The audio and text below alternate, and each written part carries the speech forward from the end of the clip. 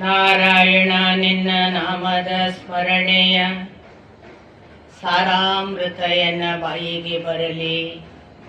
ಬಾರಂಗ ಕನಸಿನೊಳಗಲಿ ನನಸಿನೊಳಗಲಿ ಮನಸ್ಸು ಕೆಟ್ಟಿರಲಿ ಮುನಿದಿರಲಿ. ಜನಕಜಾಪತಿ ನಿನ್ನ ಅಭೀಷ್ಟದ ಸ್ಮರಣೆಯ ಅಷ್ಟಾಕ್ಷರ ಮಂತ್ರ ಜಪಿಸುವ ಹಾಗೆ ಬಾರಂಗ.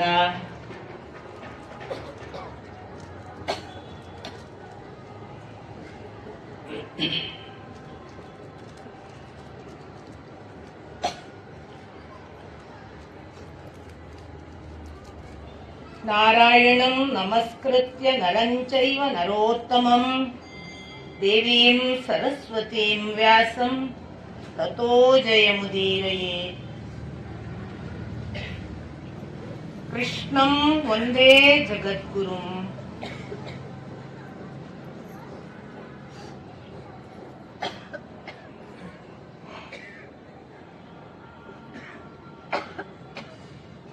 ಪರಮ ಪೂಜ್ಯರಾದ ಶ್ರೀ ರಾಘವೇಂದ್ರ ಸ್ವಾಮೀಜಿಯವರನ್ನ ನಮಸ್ಕರಿಸಿ ಅವರ ನಿರಂತರ ಆಶೀರ್ವಾದವನ್ನು ಬೇಡುತ್ತಾ ಶ್ರೀಕೃಷ್ಣನನ್ನು ವೇದವ್ಯಾಸರನ್ನು ಭಕ್ತಿಪೂರ್ವಕವಾಗಿ ಪ್ರಣಾಮಗಳನ್ನು ಸಲ್ಲಿಸಿ ಅವರ ಅನುಗ್ರಹ ಕೃಪೆಯನ್ನು ನಿತ್ಯ ಆಶಿಸ್ತಾ ನೆರೆದಿರುವ ಎಲ್ಲ ಹಿರಿಕಿರಿಯರ ಪದತಲಕ್ಕೆ ಹಣೆ ಹಚ್ಚಿ ನಮಸ್ಕಾರ.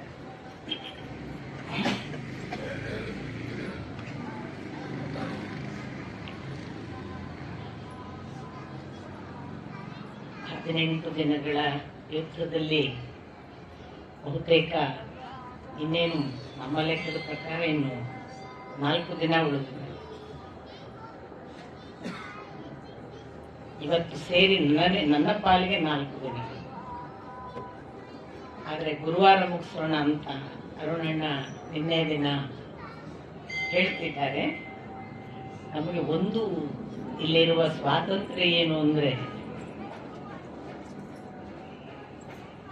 ಎಷ್ಟು ದಿನಕ್ಕೆ ಮುಗಿಸ್ಬೇಕು ಅಂತ ನಮಗೇನು ಯುದ್ಧ ಇಲ್ಲ.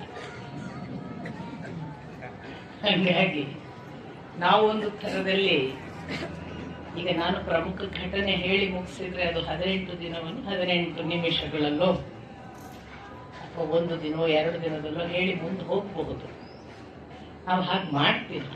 ಅದಕ್ಕೆ ಮುಖ್ಯ ಕಾರಣ ನಾವು ಮಾಡಿಕೊಂಡ ಒಂದು ಯೋಚನೆ ಏನು ಅಂತಂದ್ರೆ ಮಹಾಭಾರತ ಸಮಗ್ರವಾಗಿ ಸಿಗಬೇಕು. ಇಲ್ಲೂ ಒಂದು ಇದು ಹೇಳಲಿಲ್ಲ, ಈ ಭಾಗ ಅಲ್ಲಿ ಉಲ್ಲೇಖವೇ ಆಗಲಿಲ್ಲ ಅನ್ನುವಂಥದ್ದು ಬರಬಾರ್ದು. ಆದಷ್ಟು ಅಲ್ಲಿ ಏನೆಲ್ಲ ಇದೆ ಅದಷ್ಟನ್ನು ಕೊಡೋದು ಅಂತ. ಹಾಗಾಗಿ ನಾನು ನಿನ್ನೆ ಮೃತ್ಯುವಿನ ಕುರಿತಾದ ವೇದವ್ಯಾಸರ ಮಾತುಗಳನ್ನು, ನಾರದರು ಹೇಳಿದಂತಹ ಕಥಾಭಾಗಗಳನ್ನು ಯಾಕೆ ಹೇಳಿದೆ ಅಂತಂದ್ರೆ ಅದು ಸಮಗ್ರವಾದ ಒಂದು ಚಿತ್ರಣವಾಗಿ ನಮಗೆ ಬೇಕು. ಒಂದು ವೇಳೆ ಮನೇಲಿ ಒಂದು ಮಗು ಸತ್ತಿದ್ರೂ ಕೂಡ ನನಗನ್ಸಿತ್ತು ನಾರದರು ಆ ಪರಿ ಹೇಳಿದ್ರೆ ನಾವು ಕೂಡ ರೆಡಿ ಆದೆವು ಆ ಮಗುವಿನ ಸಾವು ತಟ್ಟಲಿಕ್ಕೆ. ಹಂಗಿತ್ತಂದ್ರೆ ಒಂದು ಮಾನಸಿಕವಾಗಿ ಹೆಂಗೆ ತಯಾರು ಮಾಡ್ತಿದ್ರು ಅಂತ ಒಂದು ಡೆತ್ ಅನ್ನು ಫೇಸ್ ಮಾಡೋದಕ್ಕೆ. ಹಾಗಾಗಿ ಎಲ್ಲ ಅಂಶಗಳನ್ನು ನಾವು ಸಮಗ್ರವಾಗಿ ನೋಡುವ ಒಂದು ಯೋಚನೆ ಇರೋದ್ರಿಂದ ನೀವೇ ನೋಡಿದ್ರಿ, ನಾನಾದ್ರೂ ಅಂದ್ಕೊಂಡಿದ್ದೆ 14ನೇ ದಿನವನ್ನ ನಾನು ನಿನ್ನೆ ಮುಗಿಸ್ಬೇಕು ಅಂತ. ಬಟ್ ಅದು ನಿನ್ನೆ ಹೇಳಿದಷ್ಟೇ ಇನ್ನೂ ಇದೆ, ಇವತ್ತಿಗೆ ಹೇಳುವಷ್ಟು ಇದೆ. ಹಾಗಾಗಿ ನನ್ನ ಕೈ ಅಳತೆ ಅಲ್ಲ ಅಂತ ನಾನು ಭಾವಿಸ್ಕೊಂಡಿದ್ದೀನಿ. ಆದಷ್ಟು ಹೇಳುವ ಪ್ರಯತ್ನದಲ್ಲಿ ಲೋಪವಿಲ್ಲದ ಹಾಗೆ ದೋಷವಿಲ್ಲದ ಹಾಗೆ ಹೇಳುವುದು ನನ್ನ ಪ್ರಾಮಾಣಿಕವಾದ ಒಂದು ದಾರಿ. ಅದನ್ನು ನಾನು ಮಾಡ್ತಿದ್ದೀನಿ. ಈ ಪ್ರಾಮಾಣಿಕವಾಗಿ ಹೋಗುವಾಗ ಎಷ್ಟೋ ಹೇಳಬಾರದ ಭಾಗಗಳು ಉಳಿದಿದೆ ಅಂತ ಅನಿಸಿದ್ರೆ ಮಾತ್ರ ನನಗೆ ಇದನ್ನು ಹೇಳಲಿಲ್ಲ ಅಂತ ನೀವು ನೆನಪಿಸಿ. ಉಳಿದಂತೆ ಅನಿವಾರ್ಯವಾಗಿ ನಾವು ಸ್ವಲ್ಪ ನಿಧಾನಗತಿಯಲ್ಲಿ ಹೋದ ಹಾಗೆ ಕಂಡ್ರೆ ಅನೇಕರಿಗೆ ಸ್ವರ್ಗಾರೋಹಣ ಯಾವಾಗ ಮಾಡ್ತಿರ್ರಿ ಅಂತ, ಇನ್ನು ಯುದ್ಧ ಆಗಿಲ್ರಿ ಅಂತ. ಅಂದ್ರೆ ಇನ್ನು ಎಷ್ಟೊಂದು ಹೋದ್ಮೇಲೆ ಸ್ವರ್ಗಾರೋಹಣ. ನಮ್ದಿದು 2 ವರ್ಷದ ಪ್ಲಾನೋ 3 ವರ್ಷದ ಪ್ಲಾನೋ ನಮ್ದೇನು ಗೊತ್ತಿಲ್ಲ. ಇದು 10 ದಿವಸ 2 ಇದರಲ್ಲಿ ಮಾಡೋಣ ಅಂತ ಮಾತಾಡ್ಕೊಂಡಿದ್ದೀವಿ. ಮುಂದಿನ ಅಕ್ಟೋಬರ್ ನವೆಂಬರ್ ಅಲ್ಲಿ ಮತ್ತೊಂದು 10 ದಿನ ಯಾವಾಗಾದ್ರೂ ನೋಡೋಣ ಅಂತ. ಹಾಗಾಗಿ ಇದೊಂದು ತರ ಮೆಗಾ ಸೀರಿಯಲ್.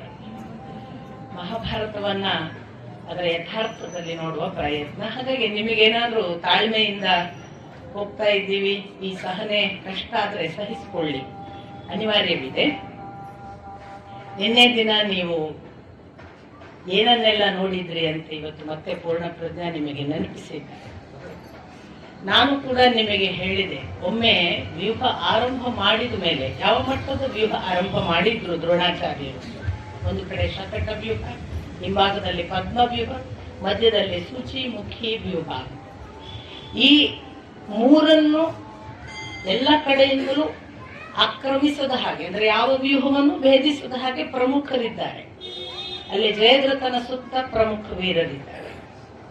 ಹಾಗೆಯೇ ಹಿಂದಿನಿಂದ ಯಾರು ಎಂಟರ್ ಆಗದ ಹಾಗೆ ಅಲ್ಲೊಂದಿಷ್ಟು ಜನ ಮಹಾ ಸೇನೆ ಮತ್ತು ವೀರರಿದ್ದಾರೆ. ಮುಂದಿನಿಂದ ಪ್ರವೇಶ ಆಗದ ಹಾಗೆ ದ್ರೋಣಾಚಾರ್ಯರಿದ್ದಾರೆ. ಈ ಕಡೆಯಿಂದ ಪಾಂಡವರ ದಾಳಿಯನ್ನ ಎದುರಿಸುವುದಕ್ಕೆ ಅಥವಾ ಪಾಂಡವ ಸೇನೆಯ ಪ್ರಮುಖರನ್ನು ಎದುರಿಸುವುದಕ್ಕೆ ಹೇಗೆ ದ್ರೋಣಾಚಾರ್ಯರು ಮುಂದಾದ್ರು, ಆಗ ದೃಷ್ಟದ್ಯುಮ್ನನ್ನ ಬಂಧಿಸುವಂತ ಪ್ರಸಂಗ, ಸಾತ್ವಿಕೆಯನ್ನು ಬಿಡುಗಡೆ ಮಾಡಿದ್ದು, ಇವೆಲ್ಲವನ್ನು ನಾನು ನಿಮಗೆ ನಿನ್ನೆ ದಿನ ಹೇಳಿದ್ದೇನೆ. ಬಹಳ ಆಶ್ಚರ್ಯಕಾರಕವಾದ ಅನೇಕ ಘಟನೆಗಳು ಈ 14ನೇ ದಿನದ ಉತ್ತರಾರ್ಧದಲ್ಲಿ ಆಗುವುದು ಕೂಡ ನಮಗೆ ಇವತ್ತು ಗೊತ್ತಾಗುತ್ತೆ. ಪೂರ್ವಾರ್ಧದಲ್ಲಿ ನಾನು ನಿನ್ನೆ ಹೇಳಿದ ಭಾಗ, ಅರ್ಜುನ ಯಾವ ಮಟ್ಟದಲ್ಲಿ ಒಬ್ಬನೇ ಒಳ ಪ್ರವೇಶ ಮಾಡಿಕೊಂಡು ಎಷ್ಟು ಜನರನ್ನು ವಧೆ ಮಾಡ್ತಾ ಹೋದ ಅನ್ನೋದನ್ನು ಕೂಡ ನೀವು ನಿನ್ನೆ ನೋಡಿದ್ದೀರಿ.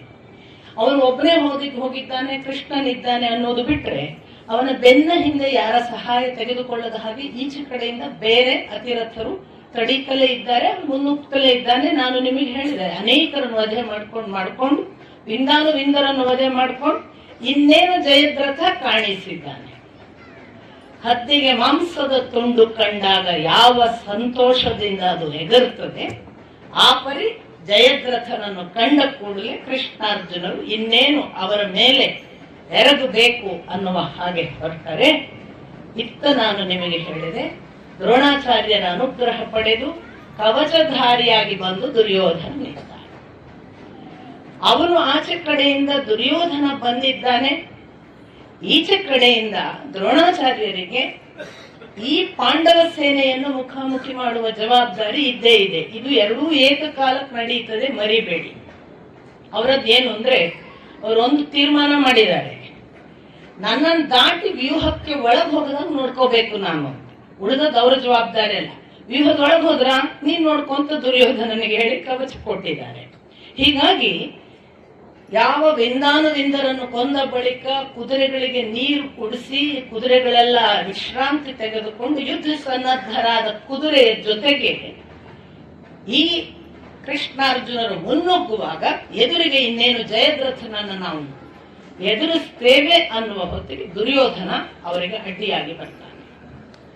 ಒಮ್ಮೆ ದುರ್ಯೋಧನ ಅಡ್ಡಿಯಾಗಿ ಬಂದಾಗ ಯಾವ ಕಾಲದ ಶತ್ರು, ಕೃಷ್ಣ ಹೇಳುತ್ತಾನೆ, ನೋಡಿ ಯಾರು ಬಂದು ನಿಂತಿದ್ದಾನೆ, ಯಾವ ಜನ್ಮದಿಂದ ನಿಮ್ಮನ್ನು ದ್ವೇಷಿಸುತ್ತಾ ಇರುವ ಮತ್ತು ಶತ್ರು ಅಂದರೆ ಯಾರು ಅನ್ನುವುದಕ್ಕೆ ಪ್ರಮುಖ ಮಾದರಿಯಾಗಿ ನಿಮ್ಮ ಜೊತೆಗಿರುವ ಆ ದುಷ್ಟ ದುರ್ಯೋಧನ. ಅವನು ಸಾಮಾನ್ಯನಲ್ಲ, ಮಹಾವೀರ ಪರಾಕ್ರಮಿ. ಅಷ್ಟು ಮಾತ್ರವಲ್ಲ, ಒಬ್ಬ ಪರಾಕ್ರಮಿಗೆ ದ್ವೇಷವೂ ಸೇರಿದರೆ ಅದು ಯಾವ ಮಟ್ಟದ ಬಲವನ್ನು ಕೊಡುತ್ತದೆ ಎನ್ನುವುದನ್ನು ತೋರಿಸಿಕೊಟ್ಟವ.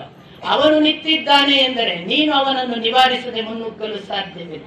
ನಿಶ್ಚಿಂತೆಯಿಂದ ಅವನ ಜೊತೆಗೆ ಹೋರಾಡು. ಈ ಮಾತುಗಳನ್ನು ಕೇಳಿದಾಗ ಅರ್ಜುನ ಹೇಳ್ತಾನೆ, ನೋಡುವ ಕೃಷ್ಣ, ಇಂದು ನನ್ನ ಪರಾಕ್ರಮವನ್ನು ನಾನು ಅವನ ಜೊತೆಗೆ ಹೇಗೆ ಯುದ್ಧ ಮಾಡುತ್ತೇನೆ ನೋಡು. ಹೌದು, ಅವನ ಎಲ್ಲ ದೋಷಗಳನ್ನು ನೆನಪು ಮಾಡಿಕೊಂಡು ಹೋರಾಡು. ಕೃಷ್ಣ ಹೇಳುವುದು, ಅವನು ವಿಷ ಉಣಿಸಿಕೊಳ್ಳಲು ನೋಡಿದ, ಅರಗಿನ ಮನೆಯಲ್ಲಿ ಬೆಂಕಿ ಹಾಕಿ ಸುಡಲು ಪ್ರಯತ್ನಿಸಿದ. ಅವನು ಆ ದಿನ ದ್ಯೂತಕ್ಕೆ ಕರೆದು ಕಪಟ ದ್ಯೂತದಲ್ಲಿ ನಿಮ್ಮನ್ನು ಸೋಲಿಸಿ ದ್ರೌಪದಿಯನ್ನು ಯಾವ ಮಟ್ಟಕ್ಕೆ ಅವಮಾನಿಸಿದ್ದಾನೆ.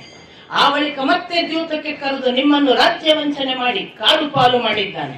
ಆ ವನವಾಸದ ಕಷ್ಟದ ದಿನಗಳನ್ನು ನೆನಪಿಸಿಕೊ. ದುರ್ಯೋಧನ ಮಾಡಿದ ಎಲ್ಲ ಅನಾಹುತಗಳನ್ನು ಈಗ ನೆನಪಿಸಿಕೊ. ಯಾಕೆ ಪ್ರಚೋದನೆ ಮಾಡುವುದು? ಸಾರಥಿಯಾಗಿ ಅರ್ಜುನನ ಸಾಮರ್ಥ್ಯವನ್ನು ಎಬ್ಬಿಸಲಿಕ್ಕೆ ಪ್ರಚೋದಿಸ್ತಾನೆ. ಯಾವ ಮಟ್ಟದ ಪ್ರಚೋದನೆ ಇರುವ ಮೊದಲೇ ಅರ್ಜುನ ಹೇಳ್ತಾನೆ, ಇವು ಯಾವುವೂ ನಾನು ಮರೆತ ಸಂಗತಿಗಳೇನು ಅಲ್ಲ ಕೃಷ್ಣ. ನನಗೆ ದುರ್ಯೋಧನನನ್ನ ಮೊದಲನೆಯ ಶತ್ರು ಎಂದು ಗೊತ್ತು. ನಾನು ಅವನನ್ನು ಮುಗಿಸಿಯೇ ಮುಂದಿನ ಕೆಲಸಕ್ಕೆ ಹೊರಡುತ್ತೇನೆ. ನೀನು ಆ ಬಗ್ಗೆ ಯೋಚಿಸಬೇಡ, ಮತ್ತೆ ನನಗೆ ನಿನ್ನ ಜೊತೆ ಇರುವವರೆಗೆ ನಾನು ಸಂಪೂರ್ಣನಾಗಿ ಭರವಸೆಯಿಂದ ಮುನ್ನುಗ್ಗುತ್ತೇನೆ. ಹೊರಡ್ತಾರೆ. ಕವಚಧಾರಿಯಾದ ದುರ್ಯೋಧನ ಬಹಳ ಧೀರನಾಗಿ ಎದುರಿಸಿಕೊಂಡು ಮುನ್ನುಗ್ಗಿ ಬರ್ತಿದ್ದಾನೆ. ಈ ಕಡೆಯಿಂದ ಗಾಂಡೀವದಿಂದ ಬಾಣ ಹುಡ್ತಾನೆ. 6 ಬಾಣ ಜಾರಿ ಕೆಳಗೆ ಬೀಳ್ತಿದೆ. ಮತ್ತೆ 8-10 ಬಾಣ ಜಾರಿ ಕೆಳಗೆ ಬೀಳ್ತಿದೆ. ಇದಕ್ಕಿದ್ದ ಹಾಗೆ ಕೃಷ್ಣ ಕೇಳ್ತಾನೆ, ಏನು ಅರ್ಜುನ, ಗಾಂಡೀವದ ಬಲ ಕಡಿಮೆಯಾಗಿದೆ, ನೀನೇನಾದರೂ ದುರ್ಬಲನಾಗಿದ್ದೀಯ? ನಿನ್ನ ತೋಳ ಬಲ ಮೊದಲಿಗಿಂತ ಏನಾದರೂ ಹ್ರಾಸವಾಗಿದೆಯಾ? ನಿನಗೆ ಹೊಳೆಯಬಾರದು ಎನ್ನುವಂತಹ ಮನಸ್ಥಿತಿ ಏನಾದರೂ ಸಂಕೋಚಿತವಾಗಿ ನಿನ್ನ ಒಳಗೆ ದುರ್ಬಲನಾದಂತಹ ಯಾವುದೋ ವ್ಯಕ್ತಿತ್ವ ನಿನಗೆ ಹೊಳೆಯದಂತೆ ಮಾಡಿದೆಯಾ ಎಂದು ಗಾಂಡೀವದಿಂದ ಬಿಟ್ಟ ಬಾಣ ಹೀಗೆ ವ್ಯರ್ಥವಾದದ್ದನ್ನೇ ನಾನು ನೋಡಲಿಲ್ಲ. ಇದು ಹೇಗೆ ಹೀಗೆ? ಅರ್ಜುನ ಹೇಳ್ತಾನೆ, ಕೃಷ್ಣ, ನಾನು ಇದನ್ನು ಗಮನಿಸುತ್ತಿದ್ದೇನೆ. ಇದು ದ್ರೋಣಾಚಾರ್ಯರು ನನಗೆ ಕವಚ ಮಂತ್ರವನ್ನು ಉಪದೇಶಿಸಿ ಕವಚ ಧಾರಣೆ ಮಾಡುವುದನ್ನು ಕಲಿಸಿದ್ದರಿಂದ ಈಗ ಚೆನ್ನಾಗಿ ಅರ್ಥವಾಗುತ್ತಿದೆ. ದುರ್ಯೋಧನ ಕವಚ ಧರಿಸಿ ಬಂದಿದ್ದಾನೆ. ಬಹುಶಃ ದುರ್ಯೋಧನ ದ್ರೋಣರ ಅನುಗ್ರಹದಿಂದಲೇ ಈ ಕವಚವನ್ನು ಪಡೆದಿರಬೇಕು. ಈ ಕವಚ ಇರುವವರೆಗೆ ನಾನು ಅವನ ಯಾವ ದೇಹದ ಯಾವ ಅಂಗಾಂಗಗಳಿಗೂ ಏನನ್ನು ಮಾಡಲಾರೆ. ಆದರೆ ನಾನು ಬೇರೆ ದಾರಿ ಹುಡುಕುತ್ತೇನೆ ಅಂತ ಹೇಳಿ ದುರ್ಯೋಧನನ ಜೊತೆಗೆ ಮತ್ತೆ ಅವನು ಯುದ್ಧಾರಂಭ ಮಾಡುವ ಹೊತ್ತಿಗೆ ಈ ಬಾಣಗಳನ್ನ ತಾನು ಹೂಡುವ ಮೊದಲು ಮತ್ತೊಮ್ಮೆ ಕೃಷ್ಣನ ನೋಡಿ ನಕ್ಕು ಹೇಳ್ತಾನೆ, ಏನು ಗೊತ್ತಿಲ್ಲದವನಂತೆ ನನ್ನನ್ನು ಕೇಳುತ್ತೆ ಕೃಷ್ಣ. ನಿನಗೆ ಭೂತ ವರ್ತಮಾನ ಭವಿಷ್ಯ ಎಲ್ಲ ಗೊತ್ತು, ತ್ರಿಲೋಕಗಳನ್ನು ನಡೆಸುವವ, ಆದರೂ ಏನೂ ತಿಳಿಯದಂತೆ ಅದು ಯಾಕೆ ಹಾಗೆ ಬಾಣ ಎಂಬ ಪ್ರಶ್ನೆ ಕೇಳುತ್ತೆ. ಕೃಷ್ಣ, ಈ ಕವಚದ ಎಲ್ಲ ಕಥೆ ನಿನಗೆ ಗೊತ್ತು ಅಂತ ಹೇಳಿ ಬಾಣ ಹೂಡಕ್ಕೆ ಪ್ರಾರಂಭ ಮಾಡುತ್ತಾನೆ. ಇನ್ನಿಲ್ಲದಂತೆ ಬಾಣ ಹೂಡ್ತಿರುವಾಗ ಅವನಿಗೆ ಆಗ ತಾನು ಈಗ ಹೊಡೆದರೆ ಎಲ್ಲಿ ಹೊಡೆದ್ರೂ ಅದು ರಕ್ಷಕ್ಕೆ ಬರೋದಿಲ್ಲ, ಹೊಡೆದ ಯಾವ ಏಟು ಕೂಡ ಅವನಿಗೆ ತಾಗೋದಿಲ್ಲ ಗೊತ್ತಾದ ತಕ್ಷಣ ನೋಡಿ ಯಾವ ಮಟ್ಟದ ಒಂದು ಎಕ್ಸ್ಪರ್ಟೈಸೇಷನ್ ಇತ್ತು ಆ ಅರ್ಜುನನಿಗೆ ಅನ್ನೋದು ನಿಮಗೆ ಗೊತ್ತಾಗುತ್ತೆ. ಏನು ಮಾಡ್ತಾನೆ ಅಂತಂದ್ರೆ ಅವನು ಅಲ್ಲಿ ಇಲ್ಲಿ ಹೊಡೆದರೆ ಯಾವುದು ನಿಮಗೆ ಗೊತ್ತಿರಬಹುದು. ಆ ಕವಚ ಹೀಗೆ ಎಲ್ಲ ಬೆರಳುಗಳಿಂದ ಹಿಡಿದಿರುತ್ತೆ. ಬೆರಳುಗಳನ್ನು ಹಿಡಿದು ಎಲ್ಲಿ ಹೊಡೆಯಕ್ಕೂ ಸಾಧ್ಯ ಇಲ್ಲ. ಎಲ್ಲಿ ಹೊಡೆದ್ರು ಎಕ್ಸೆಪ್ಟ್ ತಲೆ ಮತ್ತು ಶಿರಾಸ್ತ್ರದಲ್ಲಿ ಮತ್ತು ಪ್ರೊಟೆಕ್ಷನ್ ಇದ್ದೇ ಇರ್ತದೆ ಅವರಿಗೆ. ಇವನು ಏನ್ ಮಾಡ್ತಾನೆ ಅಂದ್ರೆ ಇವನು ಎಷ್ಟು ಅಕ್ಯುರೇಸಿ ಇರಬೇಕು ಅರ್ಜುನನಿಗೆ ಅಂತ ನಾನು ಅದನ್ನು ಓದುವಾಗ ಭಾವಿಸ್ತಿದ್ದೆ. ಅವನು ಅಲ್ಲಿ ಇಲ್ಲಿ ಹೊಡೆಯಲಿಲ್ಲ. ಯಾವ ಬಾಣಗಳನ್ನು ಎಳೆದು ಹೊಡೆಯುವ ಈ ಕೈ ಇದೆಯಲ್ಲ, ಕೈಯ ಬೆರಳಿನ ಉಗುರು ಮತ್ತು ಮಾಂಸದ ಮಧ್ಯ ಹೊಡೆದ. ಏನು ಬೆರಳುಗಳನ್ನು ಉಪಯೋಗ ಮಾಡ್ತಾನೆ ಅದು ಉಪಯೋಗ ಮಾಡ್ಲಿಕ್ಕೆ ಆಗದ ಹಾಗೆ ಮಾಡಿದ್ರೆ ಮಾತ್ರ ನಮ್ಗೆಲ್ಲ ಸಾಧ್ಯ ಅಂತ ಹೇಳಿ ಉಗುರು ಮತ್ತು ಈ ಮಾಂಸದ ಮಧ್ಯಕ್ಕೆ ಹೋಗಿ ಎಲ್ಲಾ ಬಾಣಗಳು ನಟ್ಟು ಎಂಥ ವೇದನೆ ಆಗ್ತದೆ ಅಂದ್ರೆ ದುರ್ಯೋಧನನಿಗೆ ತಾನಿನ್ನೇನು ಯುದ್ಧ ಮಾಡಕ್ ಸಾಧ್ಯವಿಲ್ಲ ಅಂತ ಗೊತ್ತಾಗುತ್ತೆ. ಅಷ್ಟು ಹೊತ್ತಿಗೆ ಅವನಿಗೆ ಅಲ್ಲೇ ಇರುವಂತಹ ತನ್ನ ರಥವೂ ಕೂಡ ಸಹಾಯಕ್ಕಿಲ್ಲ ಅನ್ನುವ ಹಾಗೆ ಅವನ ಸಾರಥಿಯನ್ನು ಅವನ ಪಾರ್ಶ್ವರಕ್ಷಕರು ಅಂತ ಇದ್ದಂತಹ ಸಹೋದರರನ್ನು ಕೂಡ ಕೊಂದು ಹಾಕ್ತಾನೆ ಅಥವಾ ಕೆಡವುತ್ತಾನೆ. ಇಷ್ಟಾದಾಗ ಅರ್ಜುನನಿಂದ ರಥವಿಹೀನನಾದ ದುರ್ಯೋಧನ ಈಗೇನ್ ಮಾಡ್ಬೇಕು ಅನ್ನೋದ್ರೊಳಗೆ ಅಶ್ವತ್ಥಾಮ ಅವನನ್ನು ಕರ್ಕೊಂಡು ಹೋಗ್ತಾನೆ. ಹೀಗೆ ದುರ್ಯೋಧನನನ್ನ ಎದುರಿಸಿ ಮುಂದಕ್ಕೆ ಹೋಗಬೇಕು. ಮತ್ತೆ ಸೇನೆಗಳು ಇದ್ದೇ ಇದ್ದಾವೆ. ಒಬ್ಬ ವೀರ ಮುಕ್ಕುಳೆ ಖಾಲಿ ಆಗುದಿಲ್ಲಲ್ಲ ಅಲ್ಲಿ. ಮತ್ತೆ ಇದ್ದಾರಲ್ಲ, ಶಲ್ಯ ಇದ್ದಾನೆ, ಅಶ್ವತ್ಥಾಮ ಇದ್ದಾನೆ, ಕೃಪಾ ಇದ್ದಾನೆ, ಕರ್ಣ ಇದ್ದಾನೆ, ವೃಷಸೇನ ಇದ್ದಾನೆ, ಇವರೆಲ್ಲ ಇದ್ದೇ ಇದ್ದಾರೆ. ಇಷ್ಟು ಜನ ಮತ್ತೆ ಇರುವಾಗ ಇವರೊಟ್ಟಿಗೆ ಹೋರಾಡ್ತಾ ಇದ್ದಾನೆ. ಈ ಕಡೆಯಿಂದ ದ್ರೋಣಾಚಾರ್ಯರು ಮತ್ತೆ ಪಾಂಡವ ಸೇನೆಯ ಕಡೆಗೆ ಮುನ್ನುಗ್ತಾರೆ. ಒಬ್ಬರಿಗೊಬ್ಬರಿಗೆ ಯಾವ ಬಲಿಷ್ಠವಾದ ಯುದ್ಧ ಆಗ್ತದೆ ಅಂತಂದ್ರೆ ಅವರು ಅಲ್ಲಿ ಈ ಬಾರಿ ಪ್ರಥಮ ಬಾರಿಗೆ ಸಾತ್ವಿಕಿಗೆ ಮುಖಾಮುಖಿ ಆಗ್ತಾರೆ. ಸಾತ್ಯಕಿ ಮತ್ತು ದ್ರೋಣಾಚಾರ್ಯರ ಯುದ್ಧ ವಿವರವನ್ನ ನೀವು ಕಣ್ಣಿಗೆ ಕಟ್ಟುವ ಹಾಗೆ ಓದಬೇಕು. ಅದು ಯಾವ ಮಟ್ಟದ ಪರಾಕಾಷ್ಠೆ. ಇಬ್ಬರಿಗೂ ಪರಾಕ್ರಮದಲ್ಲಿ ಇದಿರಲಿಲ್ಲ.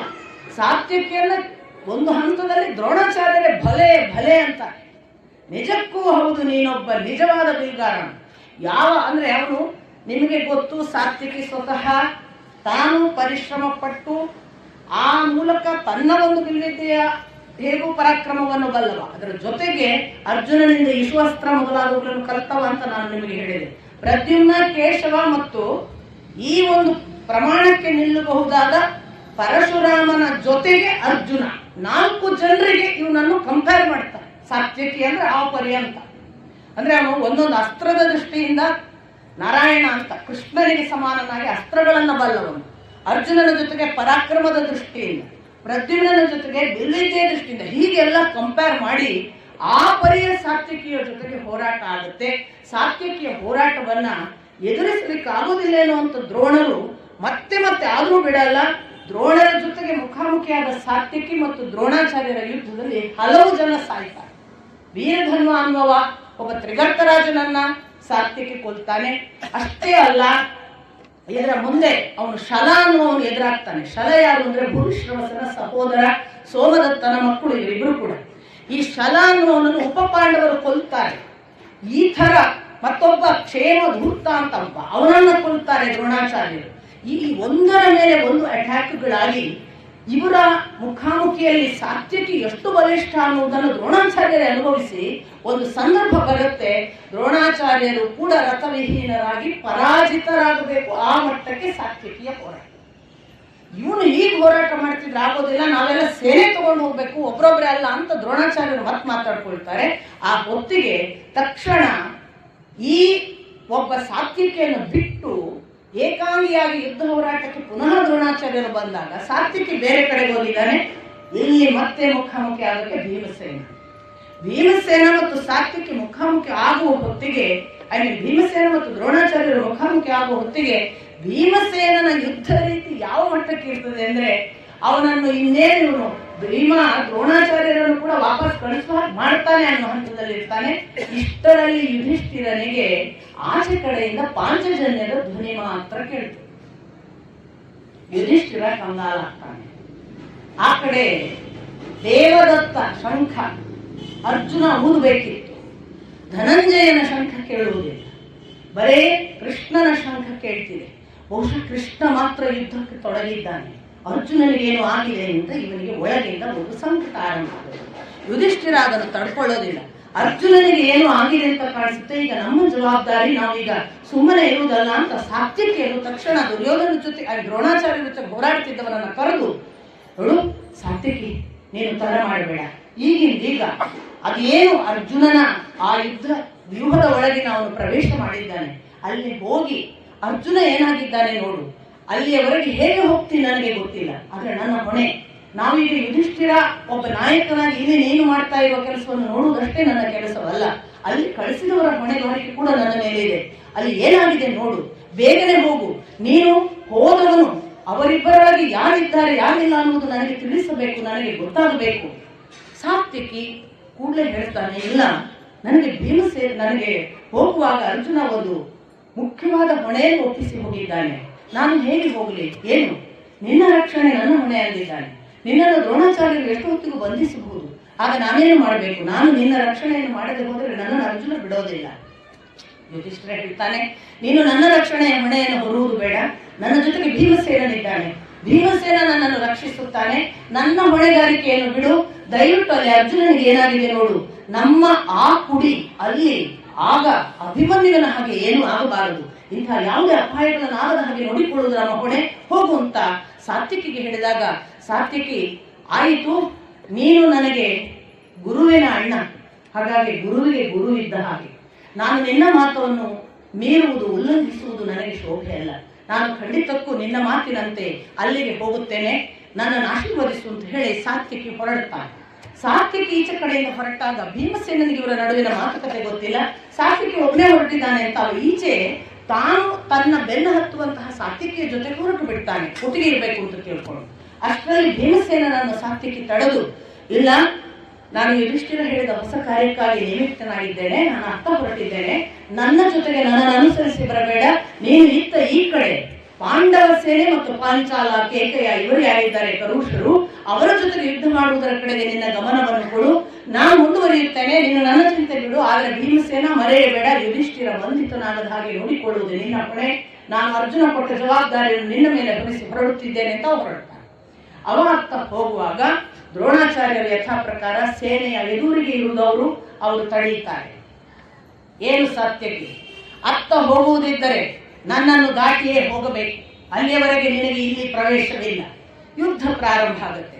ದ್ರೋಣಾಚಾರ್ಯರಿಗೆ ಸಾತ್ವಿಕಿಗೆ ಆಗುವ ಯುದ್ಧ ಬಹಳ ಪರಾಕ್ರಮಶಾಲಿಯಾಗಿ ಈಗಾಗಲೇ ಒಂದು ಅನುಭವ ಆಗಿತ್ತು. ಎರಡನೆಯ ಬಾರಿಗೆ ಅದು ರಿಪೀಟ್ ಆಗುವ ಹಂತ ಬಂದಾಗ ದ್ರೋಣಾಚಾರ್ಯರು ಮತ್ತೆ ಹೇಳ್ತಾರೆ, ಹಾಗೆ ಹೋಗಬೇಡ, ಯುದ್ಧವನ್ನು ಯೋಚಿಸಿ ಯುದ್ಧ ಮಾಡು. ನೋಡು, ಅರ್ಜುನ ಕೂಡ ನನ್ನ ಮುಂದೆ ಪೂರ್ತಿ ನಿಲ್ಲಲಾಗದೆ ಸಮಯ ವ್ಯರ್ಥ ಮಾಡಬಾರದು ಎಂದು ನನ್ನನ್ನು ಬಿಟ್ಟು ನನಗೆ ಪ್ರದಕ್ಷಿಣೆ ಹಾಕಿ ತಾನು ಯುದ್ಧವನ್ನು ಸಂಪೂರ್ಣಗೊಳಿಸದೆ ಹೋಗಿದ್ದಾನೆ. ನೀನು ಯಾವ ದಾರಿ ಹಿಡಿಯಿತಿ ಅಂತ ಕೇಳಿದ ಕೂಡ ಇವನಿಗೆ ಕ್ಲೂ ಸಿಗುತ್ತೆ. ಇವನು ಕೂಡಲೇ ಹೇಳ್ತಾನೆ, ಓಹೋ, ನನ್ನ ಗುರು ಮಾಡಿದ ದಾರಿಯನ್ನೇ ನಾನು ತುಳಿಯುತ್ತೇನೆ. ನನಗೆ ನನ್ನ ಗುರು ಮಾರ್ಗದರ್ಶನ ಮಾಡಿಬಿಟ್ಟಿದ್ದಾನೆ, ನಿಮ್ಮ ಜೊತೆಗೆ ಕದನ ಮಾಡಿಕೊಂಡು ಸಮಯ ವ್ಯರ್ಥ ಮಾಡಬಾರದು ಎಂದು ನಾನು ಹೊರಡುತ್ತೇನೆ. ತಾವ ದ್ರೋಣಾಚಾರ್ಯರನ್ನ ಬಳಸಿ ಅವರನ್ನ ಒಂದು ಥರದಲ್ಲಿ ಇಗ್ನೋರ್ ಮಾಡಿ ಹೋಗಿಬಿಡ್ತಾನೆ. ದ್ರೋಣಾಚಾರ್ಯರು ಬೆನ್ನಟ್ಟಲಿಕ್ಕೆ ಶುರು ಮಾಡ್ತಾರೆ. ಅವರು ಬೆನ್ನಟ್ಟಿದರೆ ಅವಾಗನ್ನು ಗಮನಿಸದೆ ಮುನ್ನುಗ್ತಾನೆ. ಕೃತವರ್ಮರು ಅವನನ್ನು ಅಡ್ಡ ತಡೀತಾರೆ. ಕೃತವರ್ಮರ ಜೊತೆಗೂ ಕೂಡ ಅಷ್ಟಿಷ್ಟು ಯುದ್ಧ ಅಲ್ಲ, ಕೃತವರ್ಮರು ಸಾಮಾನ್ಯ ಪರಾಕ್ರಮಿ ಅಲ್ಲ ಅನ್ನುವ ಹಾಗೆ ಯುದ್ಧದ ವಿವರ ಇದೆ.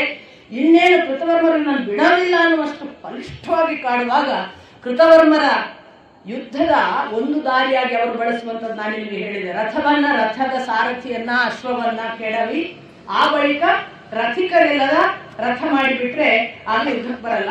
ಕೃತವರ್ಮರನ್ನು ಹಾಗೆ ಮಾಡ್ತಾನೆ ಸಾತ್ವಿಕಿ. ಇನ್ಫ್ಯಾಕ್ಟ್ ಮೂರ್ಛೆ ಹೋಗುವ ಹಾಗೂ ಮಾಡಿಬಿಡ್ತಾನೆ. ಯಾವಾಗ ಅವರು ಮೂರ್ಛಿತರಾದ್ರು ಇವ ಹೊರಟು ಬಿಡ್ತಾನೆ ಮುಂದಕ್ಕೆ. ಸಾತ್ವಿಕಿ ಮುಂದೆ ಹೋಗುವಾಗ ಈಚೆ ಕಡೆ ಭೀಮಸೇನ ಎದುರಿಗೆ ಬಂದಂತಹ ಒಬ್ಬೊಬ್ಬರನ್ನೇ ವಿರೋಧಿಸುವುದು ಅವನ ಕೆಲಸವಾಗಿರ್ತದೆ.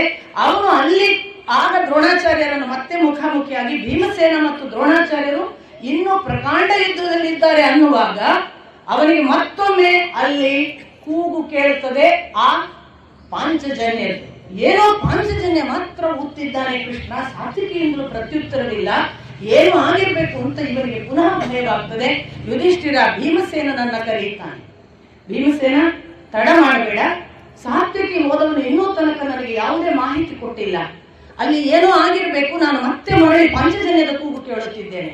ಒಬ್ಬ ಅರ್ಜುನನ ಆ ಶಂಖದ ಧ್ವನಿಯಾಗಲಿ ಸಿಂಹನಾದದ ಧ್ವನಿಯಾಗಲಿ ನನಗೆ ಕೇಳುತ್ತಿಲ್ಲ. ಯಾವುದೋ ಒಂದು ಅಪಾಯ ಅಲ್ಲಿ ಎದುರಾಗಿರಬೇಕು. ಇಷ್ಟು ಬಾರಿ ಪಾಂಚಜನ್ಯದ ಒಂದೇ ಒಂದು ಕೂಗು ಮಾತ್ರ ಯಾಕೆ ಕೇಳುತ್ತಿದೆ? ಗಾಂಡೀವದ ಧನುಸ್ಸಿನ ಟೈಕಾರ ಕೂಡ ಕೇಳುತ್ತಿಲ್ಲ. ಹಾಗಾಗಿ ನೀನು ತಕ್ಷಣ ಸಾತ್ವಿಕಿಯನ್ನು ಅನುಸರಿಸಿ ಹೋಗು.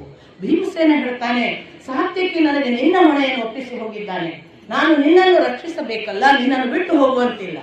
ಆಗ ಪುನಃ ಯುಧಿಷ್ಠಿರ ಹೇಳ್ತಾನೆ, ನನ್ನ ಹೊಣೆಯ ಭಾರ ನಿನಗೆ ಬೇಡ, ನನ್ನ ಮಾತನ್ನು ಅನುಸರಿಸು. ಸಾತ್ವಿಕಿಯ ಬೆನ್ನಟ್ಟು ಅಲ್ಲಿ ಏನು ನಡೆದಿದೆ ಅನ್ನುವುದನ್ನು ನೀನು ಆದಷ್ಟು ತೀವ್ರ ತಿಳಿದು ನನಗೆ ಕೂಗಿ ಹೇಳಬೇಕು.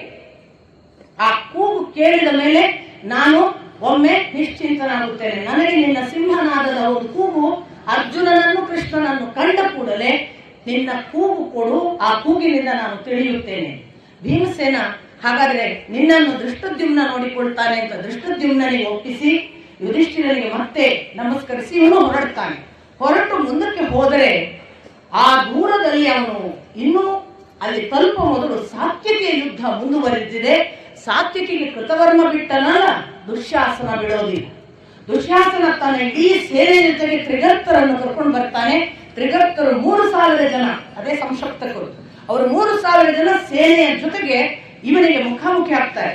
ದುಶ್ಯಾಸನ ಮತ್ತು ತ್ರಿಗರ್ತರ ಯುದ್ಧ ಯಾವ ಮಟ್ಟಕ್ಕೆ ಅದು ಪರಾಕಾಷ್ಠೆಗೆ ಹೋದ್ರೆ ಈ ತ್ರಿಗರ್ತರಿಗೆ ಒಂದೇ ಹಠವಲ್ವಾ, ಈ ಪಾಂಡವರನ್ನು ಇಲ್ಲವಾಗಿಸಬೇಕು. ಎಲ್ಲಿವರೆಗೆ ಅಂದ್ರೆ ಯಾವ ಬಿಲ್ವಿದ್ಯೆ, ಏನು ಶಸ್ತ್ರ, ಯಾವ ಅಸ್ತ್ರ ಯಾವುದಕ್ಕೂ ಸಾತ್ವಿಕಿ ಮುಣಿಯೋದಿಲ್ಲ. ದುಶ್ಯಾಸನ ಹೊಸ ದಾರಿ ಹುಡುಕ್ತಾನೆ. ತ್ರಿಗರ್ತರಲ್ಲಿ ಎಲ್ಲ ಒಂದು ಎಕ್ಸ್ಪರ್ಟೈಸೇಷನ್ ಇರ್ತದೆ. ಕಲ್ಲು ಹೊಡೆಯೋದು ಈಗಲೂ ಇದ್ದಾರಲ್ಲ, ಆಗ್ಲೂ ಇದ್ರು ಅಶ್ಮಯೋಧರು ಅಂತ ಅವರಿಗೆ ಹೆಸರು. ಕಲ್ಲು ಹೊಡೆಯೋರು ತ್ರಿಗರ್ತರು. ದುಶ್ಯಾಸನ ಏನ್ ಪ್ಲಾನ್ ಮಾಡ್ತಾನೆ, ಇವನು ಯಾವ ಆಯುಧ ಬಿಟ್ಟರು ಕತ್ತರಿಸಿ ಹಾಕ್ತಾನೆ, ಯಾವ ಶಸ್ತ್ರಗಳನ್ನು ತುಂಡರಿಸ್ತಾನೆ, ಯಾವ ದಿವ್ಯಾಸ್ತ್ರ ಕೊಟ್ಟರು ಇವನ ಕೈ ನಡೆಯೋದಿಲ್ಲ. ಇವನಿಗೆ ಮಾಯಾಯುದ್ಧ ಗೊತ್ತಿದೆ ಅನ್ನುವಷ್ಟು ಇವನು ಬಹಳ ಬಲಿಷ್ಠನಿದ್ದಾನೆ. ಇವನಿಗೆ ಒಂದೇ ದಾರಿ, ಕಲ್ಲು ಹೊಡೆದು ಕೊಲ್ಲಿ ಅಂತ ಬಿಟ್ಬಿಡ್ತಾನೆ, ಛೂ ಬಿಡ್ತಾನೆ. ಮೊದಲು ಬಿಡುವುದು 500 ಜನ ತ್ರಿಗರ್ತರನ್ನು ಕಲ್ಲಿನಿಂದ ಕೊಲ್ಲಿ ಅಂತ. ಪರ್ವತರು ಅಂತ ಅವರಿಗೆ ಹೆಸರು. ಯಾಕೆ? ಕಲ್ಲುಗಳನ್ನೇ ಕೊಲ್ಲೋದ್ರಿಂದ. ಅಶ್ಮಕ ಅಥವಾ ಅಶ್ಮರು, ಅಶ್ಮ ಅಂದ್ರೆ ಕಲ್ಲು, ನಿಮಗೆ ಗೊತ್ತು ಸಂಸ್ಕೃತ. ಈ ಅಶ್ಮದಿಂದ ಕಲ್ಲಿನಿಂದ ಹೊಡಿತಾ 500 ಜನ ಬಂದ್ರೆ 500 ಜನರು ಕಲ್ಲು ಎತ್ತುವ ಮೊದಲು ಕೈ ತುಂಡರಿಸಿ ಅವರನ್ನ 500 ಜನರನ್ನು ಕೆಡವುತ್ತಾನೆ ಸಾತ್ವಿಕಿ. 3000 ಜನರಲ್ಲಿ 500 ಜನ ಇದ್ದವರನ್ನ ಬಿಟ್ಟು ಮತ್ತೆ ಪುನಃ 1000 ಜನರನ್ನು ಕಳಿಸ್ತಾನೆ. 1000 ಕಲ್ಲು ಹೊಡೆಯುವ ಪರ್ವತರನ್ನು ಪುನಃ ಇವನು ತಲೆ ಚಿತ್ರ ಕೈಕಾಲು ಚಿತ್ರ ಮಾಡಿ ಹೆಣಗಳನ್ನಾಗಿ ಸಾತ್ವಿಕಿ ನೆಲಕ್ಕೆ ಕೆಡವಿದ ಮೇಲೆ 1,00,000 ಜನ ಕಲ್ಲು ಹೊಡೆಯುವವರನ್ನ ಬಿಡ್ತಾನೆ ದುಶ್ಯಾಸನ. ಅಷ್ಟೂ ಜನರನ್ನು ಸಾತ್ವಿಕಿ ಕೊಂದು ಹೆಣದ ರಾಶಿಯ ಮೇಲೆ ಇನ್ನು ರಥ ಹೋಗಲ್ಲ ಅನ್ನುವಷ್ಟು ಅಲ್ಲಿ ಆ ಹೆಣದ ರಾಶಿ ಬಿದ್ದಿದ್ದರೆ ದುಶ್ಯಾಸನ ಎದುರಾಬದ್ರಾಗ್ತಾನೆ. ಬಾ ಈಗ ನೀನು ಬಾ ಅನ್ನುವ ಹಾಗೆ ಸಾತ್ವಿಕಿ ಅವನಿಗೆ ಮುಖಾಮುಖಿಯಾಗಿ ದುಶ್ಯಾಸನ ಜೊತೆಗೆ ಹೋರಾಟ ಮಾಡ್ತಾ ದುಶ್ಯಾಸನನನ್ನು ಕೊಂದೇ ಬಿಡಬೇಕು ಅನ್ನುವ ಹೊತ್ತಿಗೆ ದುಶ್ಯಾಸನ ತನ್ನ ಸೇನೆ ಜೊತೆಗೆ ಪಲಾಯನ ಮಾಡ್ತಾನೆ. ಅವನು ಪಲಾಯನ ಮಾಡಿ ಓಡೋ ಹೊತ್ತಿಗೆ ಈ ಕಡೆಯಿಂದ ದ್ರೋಣಾಚಾರ್ಯರು 2 ಕಡೆ ಕಣ್ಣು. ಈ ಪಾಂಚಾಲರನ್ನು ನೋಡೋದು ಆಚೆ ಕಡೆ ಹೋದವರು ಸಾತ್ವಿಕಿ ಏನಾದ್ರು ಅಂತ. ಅವರಿಗೆ ಏನನ್ನಿಸ್ತದೆ, ಸಾತ್ವಿಕಿ ಭಾರಿ ಮೇಲ್ಮೈಯಲ್ಲಿದ್ದಾನೆ, ಇಲ್ಲಿರುವ ನಮ್ಮ ಸೇನೆ ಸೋಲುವ ಹಾಗೆ ಕಾಣ್ತಿದೆ ಅಂತ ಸಾರಥಿಗೆ ಏನಂತಾರೆ, ನೀನು ತಕ್ಷಣ ಸಾತ್ವಿಕಿ ಕಡೆಗೆ ರಥ ಬಿಡು. ಅವ ಸಾರಥಿ ಹೇಳ್ತಾನೆ, ಸ್ವಲ್ಪ ಸರಿಯಾಗಿ ನೋಡಿ, ಎಲ್ಲ ಓಡಿ ಬರ್ತಿದ್ದಾರೆ, ಸಾತ್ವಿಕಿಯನ್ನು ಎದುರಿಸಲಿಕ್ಕಾಗದೆ. ನೋಡಿ ನೋಡಿ ನಮ್ಮ ಸೇನೆ ದುಶ್ಯಾಸನ ಸಹಿತ ಓಡಿ ಬರುವುದು. ಯೋಚನೆ ಮಾಡಿ, ಆ ಸೇನೆ ನಿಮ್ಮ ಕಡೆಗೆ ಆಸರೆ ಬೇಡಿಕೊಂಡು ಬರ್ತಾ ಇದೆ, ನೀವು ಹೋಗ್ತಿರೋ ಅವ್ರ ಜೊತೆಗೆ ಇರ್ತಿರೋ ಯೋಚನೆ ಮಾಡಿ. ಈ ಸಾರಥಿಯ ಸೂಚನೆ. ತಕ್ಷಣ ದ್ರೋಣಾಚಾರ್ಯರು ದುಶ್ಯಾಸನನ ಕಡೆಗೆ ಹತ್ತಿರ ಹೋಗು ಅಂತ ಹೇಳ್ತಾರೆ. ಹೋಗಿ ಬಹಳ ಅಪರೂಪದ ಒಳ್ಳೆಯ ಮಾತು, ಏನು ಓಡಿ ಹೋಗುತ್ತೆ, ಯುದ್ಧ ಮಾಡಲಿಕ್ಕಾಗದ ಹೇಳಿತನ ಯಾಕೆ ಬಂತು, ಏನು ಕಾರಣ, ಒಬ್ಬ ವೀರ ಅರ್ಜುನ ಒಳಗೆ ಹೋಗಿರುವುದು, 4 ಜನ ಸೇರಿ ಬಂದರೆ 5 ಜನರನ್ನು ಹೇಗೆ ಎದುರಿಸುತ್ತೀರಿ, ಒಬ್ಬನನ್ನು ಎದುರಿಸಲಾಗದವರು, ಇದೆಂಥ ಪಲಾಯನ, ಓಡಿ ಹೋಗುವ ಹೊತ್ತ ಏನು ಮಾಡಿದ್ದಿ ಅಂದು ದ್ಯೂತ ಆಡಿದ್ಯಲ್ಲ, ಆಗ ಯಾವ ಮಟ್ಟಕ್ಕೆ ಅವಮಾನ ಮಾಡಿದ್ದಿ, ದ್ಯೂತದ ಪಗಡೆಯ ಕಾಳು ಬಿಡುವಾಗ ಎಂದಾದ್ರೂ ಯೋಚಿಸಿದ್ದೀಯಾ, ಇದು ಪಗಡೆಯ ದಾಳವಲ್ಲ, ಮುಂದೆ ಬರಲಿಕ್ಕಿರುವ ಬಾಣ ಅಂತ ಗೊತ್ತಿತ್ತ ನಿನಗೆ, ಯಾಕೆ ಮಾಡಿದ್ದಿ, ಈಗ ಪಾಪದ ಫಲ ಅನುಭವಿಸು. ಹೇಳಿಯ ಹಾಗೆ ಓಡಿ ಹೋಗುವುದಲ್ಲ, ಓಡಿ ಎಲ್ಲಿ ಹೋಗುತ್ತಿ, ಮರಣ ತಪ್ಪಿಸಿಕೊಳ್ಳುತ್ತೀಯಾ, ಭಾರಿ ಚಲೋದ ಪ್ರಶ್ನೆ. ನೀನು ಮರಣ ತಪ್ಪಿಸಿಕೊಳ್ಳಬೇಕಾದರೆ ಅರ್ಜುನನಿಂದ ನಿನ್ನ ಮರಣವನ್ನ ತಪ್ಪಿಸುವುದಾಗಲಿ, ಪಾಂಡವರಿಂದ ನಿನ್ನ ಮರಣವನ್ನು ತಪ್ಪಿಸುವುದಾಗಲಿ ತ್ರಿಲೋಕದಲ್ಲಿ ಅಡಗಿದರೂ ಸಾಧ್ಯವಿಲ್ಲ. ಒಂದೇ ಸಾಧ್ಯತೆ, ಗಾಂಧಾರಿಯ ಗರ್ಭ ಸೇರಬೇಕು. ಮಾಡುತ್ತೀಯಾ, ಮಾಡು. ಗಾಂಧಾರಿಯ ಗರ್ಭ ಸೇರಲಿಕ್ಕೆ ಸಾಧ್ಯ ಇಲ್ಲದಿದ್ದರೆ ಇನ್ನೊಂದು ದಾರಿ ಇದೆ. ನೀನು ಬದುಕಿಕೊಳ್ಳಬೇಕು ಎಂಬ ಅಪೇಕ್ಷೆ ನಿನಗಿದ್ದರೆ ಹೋಗು, ನಿನ್ನ ಅಣ್ಣನನ್ನು ಒಪ್ಪಿಸು, ಸಂಧಾನ ಮಾಡಿಕೊ. ನೀವು ಇನ್ನೂ ಕೂಡ ಸಂಧಾನ ಮಾಡುವ ಮನಸ್ಸು ಮಾಡಿದರೆ, ಈ ಭಯಕ್ಕೆ ಒಳಗಾಗಿದ್ದೀಯಲ್ಲ, ಪಲಾಯನ ಮಾಡುವುದಕ್ಕಿಂತ ಅದು ಒಳ್ಳೆಯದು. ಹೋಗು, ಸಂಧಾನ ಮಾಡಿಕೊ, ಬದುಕಿಕೊಳ್ಳಿ. ಬಹಳ ಬಹಳ ಹೊಡೆದಂಗಾಗುತ್ತೆ ದುಶ್ಯಾಸನನಿಗೆ. ಏನು ಉತ್ತರ ಕೊಡಲ್ಲ, ವಾಪಸ್ ಹೋಗ್ತಾನೆ. ಸಾತ್ವಿಕಿಯನ್ನು ಎದುರಿಸ್ತಾನೆ ತನ್ನ ಸೇನೆ ಜೊತೆಗೆ. ಸಾತ್ವಿಕಿ ಇನ್ನಿಲ್ಲದ ಹಾಗೆ ಹಣ್ಣುಗಾಯಿ ನೀರುಗಾಯಿ ಮಾಡಿ ದುಶ್ಯಾಸನನ ರಥವಿಹೀನ ಮಾಡಿ ಅವನು ಇನ್ನೇನು ಇವನ ಕೈಗೆ ಸಿಗಬೇಕು. ಸಾತ್ವಿಕಿಗೆ ನೆನಪಾಗ್ತದೆ, ಇಲ್ಲ, ಭೀಮ ಪ್ರತಿಜ್ಞೆ ಮಾಡಿದ್ದಾನೆ, ನಾನು ಕೊಲ್ಲಬಾರದು ಅಂತ ಬಿಟ್ಟದ್ದರಿಂದ ಬದುಕಿಕೊಳ್ತಾನೆ. ಆ ಹೊತ್ತಿಗೆ ದುಶ್ಯಾಸನನ್ನು ಬೇರೆಯವರು ಬಂದು ರಥದಲ್ಲಿ ಆಚೆಗೆ ಕರ್ಕೊಂಡು ಹೋಗ್ತಾರೆ. ಈ ದುಶ್ಯಾಸನನನ್ನ ದಾಟಿದ ಮೇಲೆ ಇತ್ತ ಭೀಮ ಬಂದ. ಭೀಮ ಬಂದದ್ದು ಏನು, ದ್ರೋಣರು ಅವನಿಗೆ ಮುಖಾಮುಖಿ ಆಗ್ತಾರೆ, ನನ್ನನ್ನು ದಾಟಿ ಹೋಗು ಅಂತ. ಭೀಮಸೇನಿಗೂ ಅದೇ ಮಾತು ಹೇಳ್ತಾರೆ, ನಿನ್ನ ಅಣ್ಣ ನನ್ನ ಜೊತೆಗೆ ಯುದ್ಧ ಮಾಡದೆ, ನಿನ್ನ ತಮ್ಮ ನನ್ನ ಜೊತೆಗೆ ಯುದ್ಧ ಮಾಡದೆ ಅರ್ಧದಲ್ಲಿ ಹೋಗಿದ್ದಾನೆ. ನಿನ್ನ ಇನ್ನೊಬ್ಬ ಅವ ಸಾತ್ವಿಕಿ, ಅವನು ಕೂಡ ಗುರುವಿನ ಮಾರ್ಗವನ್ನೇ ಅನುಸರಿಸಿದ್ದಾನೆ, ನೀನೇನು ಮಾಡುತ್ತಿ? ನಾನು ಅರ್ಜುನನೂ ಅಲ್ಲ, ಸಾತ್ವಿಕಿಯೂ ಅಲ್ಲ, ನಾನು ಹೋರಾಡಿಯೇ ಹೋಗುವ, ಬಾ, ನಿನ್ನನ್ನು ಸೋಲಿಸಿಯೇ ಹೋಗುತ್ತೇನೆ ಅಂತ ದ್ರೋಣಾಚಾರ್ಯರ ಜೊತೆಗೆ ಭೀಮಸೇನ ಹೆಂಗ್ ಯುದ್ಧ ಮಾಡಿದ ಅದರ ವಿವರಗಳನ್ನೆಲ್ಲ ನಾನು ಕೆಲವು ಸ್ಯಾಂಪಲ್ ಕೊಡೋದು ನಿಮ್ಗೆ. ಯಾಕಂದ್ರೆ ಯುದ್ಧವನ್ನು ಗೊತ್ತಿದ್ದವರಿಗೆ ಅದರ ಅನುಭವವೇ ಬೇರೆ ಆಗ್ಬೋದು ಅಂತ ನಾನು ಭಾವಿಸ್ತೀನಿ. ಅವನು ಹೆಂಗ್ ಯುದ್ಧ ಮಾಡಿದ, ಒಂದಾದ್ಮೇಲೆ ಒಂದು ಬಾಣದಿಂದ ಹೇಗೂ ಸೋಲಿಸುವುದು, ಅದಕ್ಕೆ ಪರಸ್ಪರ ಪ್ರತ್ಯುತ್ತರ, ಇದೆಲ್ಲ ಆಯ್ತಲ್ಲ. ಒಂದು ಹಂತ ಬಂತಂತೆ, ಭೀಮಸೇನ ಯಾಕೆ ಅಂತ ಗೊತ್ತಿಲ್ಲ, ಏಕಾಏಕಿ ರಥದಿಂದ ಕೆಳಕ್ಕೆ ಧುಮುಕ್ತಾನೆ. ಕೆಳಕ್ಕೆ ಧುಮುಕುವಾಗ ಇವರಿಗೆ ಗೊತ್ತಿಲ್ಲ ದ್ರೋಣಾಚಾರ್ಯರಿಗೆ ಯಾಕೆ ಅಂತ. ಕಣ್ಣು ಮುಚ್ಚಿದ್ದಂತೆ, ತಲೆಯನ್ನು ಎದೆಯ ಒಳಗೆ ಉಗಿಸಿ ಬಿಟ್ಟಿದ್ದಂತೆ, ಅದಕ್ಕೆ ಎಲ್ಲರೂ ಪೆಟ್ಟು ಬೀಳಬಾರ್ದು. ಕೈಗಳನ್ನು ವಕ್ಷಸ್ಥಲಕ್ಕೆ ಮುಚ್ಚಿಕೊಂಡಿದ್ದನಂತೆ. ಓಡ್ತಾ ಇದ್ದಾನೆ, ಯಾವ ಸ್ಪೀಡಲ್ಲಿ ಓಡ್ತಿದ್ದಾನೆ. ಅವನು ಹೋಗಿ ಹೋಗಿ ಇವನು ಹತ್ರ ಬರ್ತಾನೆ ಅಂತ ಹೊಡಿಬೇಕು ಅನ್ನೋದ್ರೊಳಗೆ ಹೋಗಿ ಇನ್ನು ರಥದ ಹತ್ರ ಹೋಗಿದ್ದಾನೆ. ಇನ್ನೇನ್ ಮಾಡ್ತಾನೆ ಅನ್ನೋದ್ರೊಳಗಾಗಿ ರಥವನ್ನು ನುಗ್ಗಿಸ್ಲಿಕ್ಕೆ ಹೋಗಿರೋದವನು. ಈ ಥರ 8 ಬಾರಿ ರಥದಿಂದ ನುಗ್ಗಿಸ್ತಾನೆ ದ್ರೋಣರನ್ನು. ಒಂದು ರಥ ಬೀಳೋದು, ಇನ್ನೊಂದು ರಥ ತರಿಸೋದು, ಒಂದು ರಥ ಬೀಳೋದು, ಇನ್ನೊಂದು ರಥ, ಇದು 8 ಬಾರಿ ಸೋಲಿಸ್ತಾನೆ. ದ್ರೋಣಾಚಾರ್ಯರಿಗೆ ಒಂದು ದೃಷ್ಟಿಯಿಂದ ಈ 8 ಬಾರಿ ತಡೆದದ್ದರ ಪರಿಣಾಮ ಭೀಮಸೇನನಿಗೂ ಗೊತ್ತಾಗುತ್ತೆ. ನಾನಿನ್ನು ದ್ರೋಣಾಚಾರ್ಯರ ಮುಂದೆ ಹೆಚ್ಚು ಸಮಯ ಕಳಿಬಾರದು, ಮುಂದುವರಿತಾನೆ. ಅವನು ಮುಂದಕ್ಕೆ ಹೋದಾಗ ಭೀಮನಿಗೆ ಮತ್ತೆ ಎದುರಾಗುವುದು ಕರ್ಣನ ಮತ್ತು ಭೀಮಸೇನನ ಯುದ್ಧ ಕೂಡ ಹಾಗೆ. ಅದು ಒಂದೊಂದು ಸಾರಿ ಕರ್ಣ ಯುದ್ಧಕ್ಕೆ ಪ್ರಚೋದಿತನಾಗಿ ಇವನ ಜೊತೆಗೆ ಯುದ್ಧಕ್ಕೆ ತೊಡಗಿದ ತಕ್ಷಣ ಅವನು ಒಂದು ಹಂತದಲ್ಲಿ ಕರ್ಣ ಸೋಲುವ ಹಾಗೆ ಬಾಣಗಳ ಮಳೆ ಸುರಿಸಿ ಇವನನ್ನು ಮುಚ್ಚಿಬಿಡ್ತಾನೆ. ಈ ತರ ಆದ ತಕ್ಷಣ ದುರ್ಯೋಧನ ಏನ್ ಮಾಡೋದು, ತನ್ನ ಸಹೋದರರನ್ನು ಕಳಿಸೋದು. ನೀನು ಹೋಗು ದುರ್ಜಯ, ನೀನು ಹೋಗು ದುರ್ಮುಖ. ಒಂದ್ಸಾರಿ ದುರ್ಜಯ ಹೋದ, ಭೀಮಸೇನ ಕೊಂದು ಹಾಕಿದ. ದುರ್ಮುಖ ನೀನು ಹೋಗು, ಕೊಂದು ಹಾಕಿದ. ಹೀಗೆ 5-6 ಬಾರಿ ಬೇರೆ ಬೇರೆ ಸಾರಿ ಕರ್ಣನ ಒಂದು ರಕ್ಷಣೆಗಾಗಿ ಅತ್ತ ದುರ್ಯೋಧನ ನೋಡಿಕೊಂಡು ಕರ್ಣನನ್ನು ರಕ್ಷಿಸುವುದಕ್ಕೆ ಮಕ್ಕಳನ್ನು, ಧೃತರಾಷ್ಟ್ರ ಪುತ್ರರನ್ನು ಕಳಿಸುವುದು. ಎಷ್ಟು ಜನ?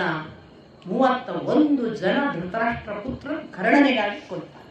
ಭೀಮ 31 ಜನ ಪ್ರತಿ ಸಾರಿ ಬಂದದ್ದು ಕರ್ಣ ರಕ್ಷಣೆ.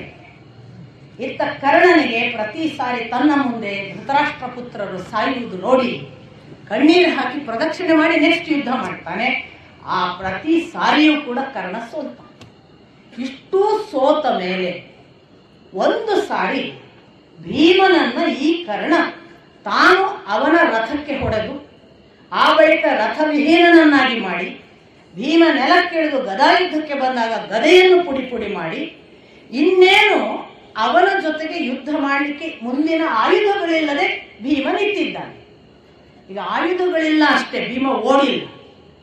ಕರ್ಣ ತಕ್ಷಣ ನಗ್ತಾ ಹೇಳ್ತಾನೆ, ಅವನಿಗೆ ಮೊದಲು ಕೂಡ ಹಾಗೆ, ಅವನ ಹತ್ರ ಯುದ್ಧ ಮಾಡುವಂತ ದುರ್ಯೋಧನ ಹೇಳುವಾಗಲೂ ಹಾಗೆ, ಗಡ್ಡ ಮೀಸೆಗಳಿಲ್ಲದ ಆ ತೂಬರಕನ ಜೊತೆ ಯುದ್ಧ ಮಾಡು ಹೋಗು ಅಂತ ದುರ್ಜಯನಿಗೆ. ಕರ್ಣ ಕೂಡ ಅದೇ ಹೇಳ್ತಾನೆ, ಗಡ್ಡ ಮೀಸೆಗಳಿಲ್ಲದ ನಪುಂಸಕ, ನನ್ನಂತ ವೀರ್ಯವಂತರ ಜೊತೆಗೆ ಯುದ್ಧ ಮಾಡುವುದಲ್ಲ ನೀನು ಎಷ್ಟಿದ್ದರೂ ಹೊಟ್ಟೆ ಬಾಕ, ತಿನ್ನುವುದಕ್ಕಾಗಿ ಏನನ್ನಾದರೂ ಮಾಡಬಲ್ಲವ. ಕದನ ಮಾಡಬೇಕು ಅನ್ನುವ ಸಂದರ್ಭ ಬಂದರೆ ಹೊಟ್ಟೆ ಪಾಡಿಗಾಗಿ ಯಾರಾದರೂ ಅಡ್ಡಿ ಮಾಡಿದರೆ ಕದನ ಮಾಡಿಕೊ.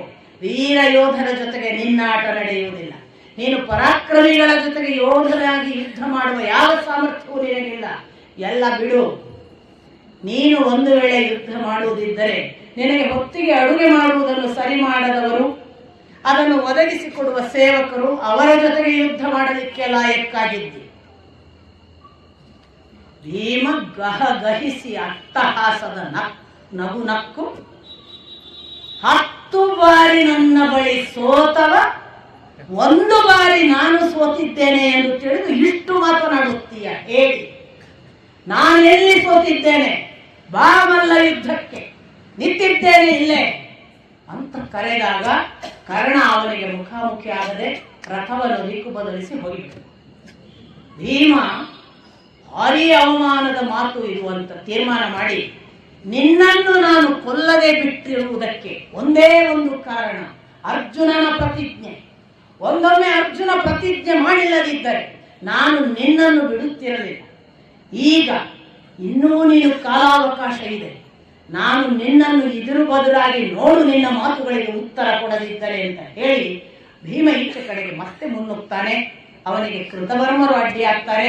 ಕೃತವರ್ಮರನ್ನ ವಿರೋಧಿಸಿ ಅವರ ಆಚೆಗೆ ಹೋದಾಗ ಅವನಿಗೆ ಕೃಷ್ಣ ಅರ್ಜುನರು ಕಾಣಿಸ್ತಾರೆ. ಅವನು ತಕ್ಷಣವೇ ಬಹಳ ದೊಡ್ಡ ಸಿಂಹನಾದ ಮಾಡಿ ಯುಧಿಷ್ಠಿರನಿಗೆ ಸಂಕೇತವನ್ನು ಮುಟ್ಟಿಸ್ತಾನೆ. ಈ ಕಡೆಯಿಂದ ಯುಧಿಷ್ಠಿರ ಒಳಗಿಂದಲೇ ಬಹಳ ಸಂತುಷ್ಟನಾಗಿ, ಓಹೋ, ಕೃಷ್ಣಾರ್ಜುನರು ಬದುಕಿದ್ದಾರೆ, ಭೀಮನ ಸಿಂಹನಾದ ಕೇಳಿದೆ, ದೇವರು ಅವರಿಗೆ ಯಶಸ್ಸನ್ನು ಕೊಟ್ಟೇ ಕೊಡುತ್ತಾರೆ, ಶ್ರೀಕೃಷ್ಣನಿದ್ದಾನೆ ಆ ಅರ್ಜುನನ ಜೊತೆಗೆ, ಇಂದು ನಿಜವಾಗಿ ನಡೆಯಬೇಕಾದ ಯಾವ ಪ್ರತಿಜ್ಞೆ ಇದೆ ಅದು ಸಾಧಿತವಾಗುತ್ತದೆ, ಹಾಗೆ ಆಗಲಿ ಇಂದೆಲ್ಲ ಮನಸ್ವಿ ಪ್ರಾರ್ಥನೆ ಮಾಡಿ ಅದನ್ನೇ ಕೊಂಡಾಡಿ ಆಶಿಸ್ತಾ ಇರುವಾಗ ಸಾತ್ಯಕಿ ಮತ್ತೆ ಮುನ್ನುಗ್ಲಿಕ್ಕೆ ನೋಡ್ತಾನೆ. ಸಾತ್ಯಕಿಯ ಜೊತೆಗೆ ಭೀಮಸೇನ ಕೂಡಿಕೊಂಡು ಮುನ್ನುಗ್ಲಿಕ್ಕೆ ಹೊರಟಾಗ ದುರ್ಯೋಧನ ಮತ್ತೆ ದ್ರೋಣಾಚಾರ್ಯರ ಹತ್ರ ಬರ್ತಾನೆ. ದ್ರೋಣಾಚಾರ್ಯರಿಗೆ ಕೇಳ್ತಾನೆ, ಏನು ಹೇಳಿದ್ದೀರಿ? ನನ್ನನ್ನು ದಾಟಿ ಯಾರೂ ಬರುವುದಿಲ್ಲ ಎಂದು. ಅರ್ಜುನ ಬಂದನಲ್ಲ ಎಂದಾಗ ಅರ್ಜುನ ನನ್ನನ್ನು ವಿರೋಧಿಸಲೇ ಇಲ್ಲ, ಅವನು ನನ್ನನ್ನು ಗುರು ಎಂಬ ಕಾರಣಕ್ಕೆ ಬದಿಗೆ ಸರಿಸಿ ನೀವು ಶತ್ರುವಲ್ಲ ಎಂದು ಹೇಳಿ ಒಳಗೆ ಬಂದ ಎಂದ್ರಿ. ಈಗ ಸಾತ್ಯಕಿ ಭೀಮ ಹೇಗೆ ಬಂದರು? ನೀವೇನು ಮಾಡುತ್ತಿದ್ದೀರಿ? ನಿಮ್ಮ ಯಾವ ರಕ್ಷಣೆ ಇದೆ?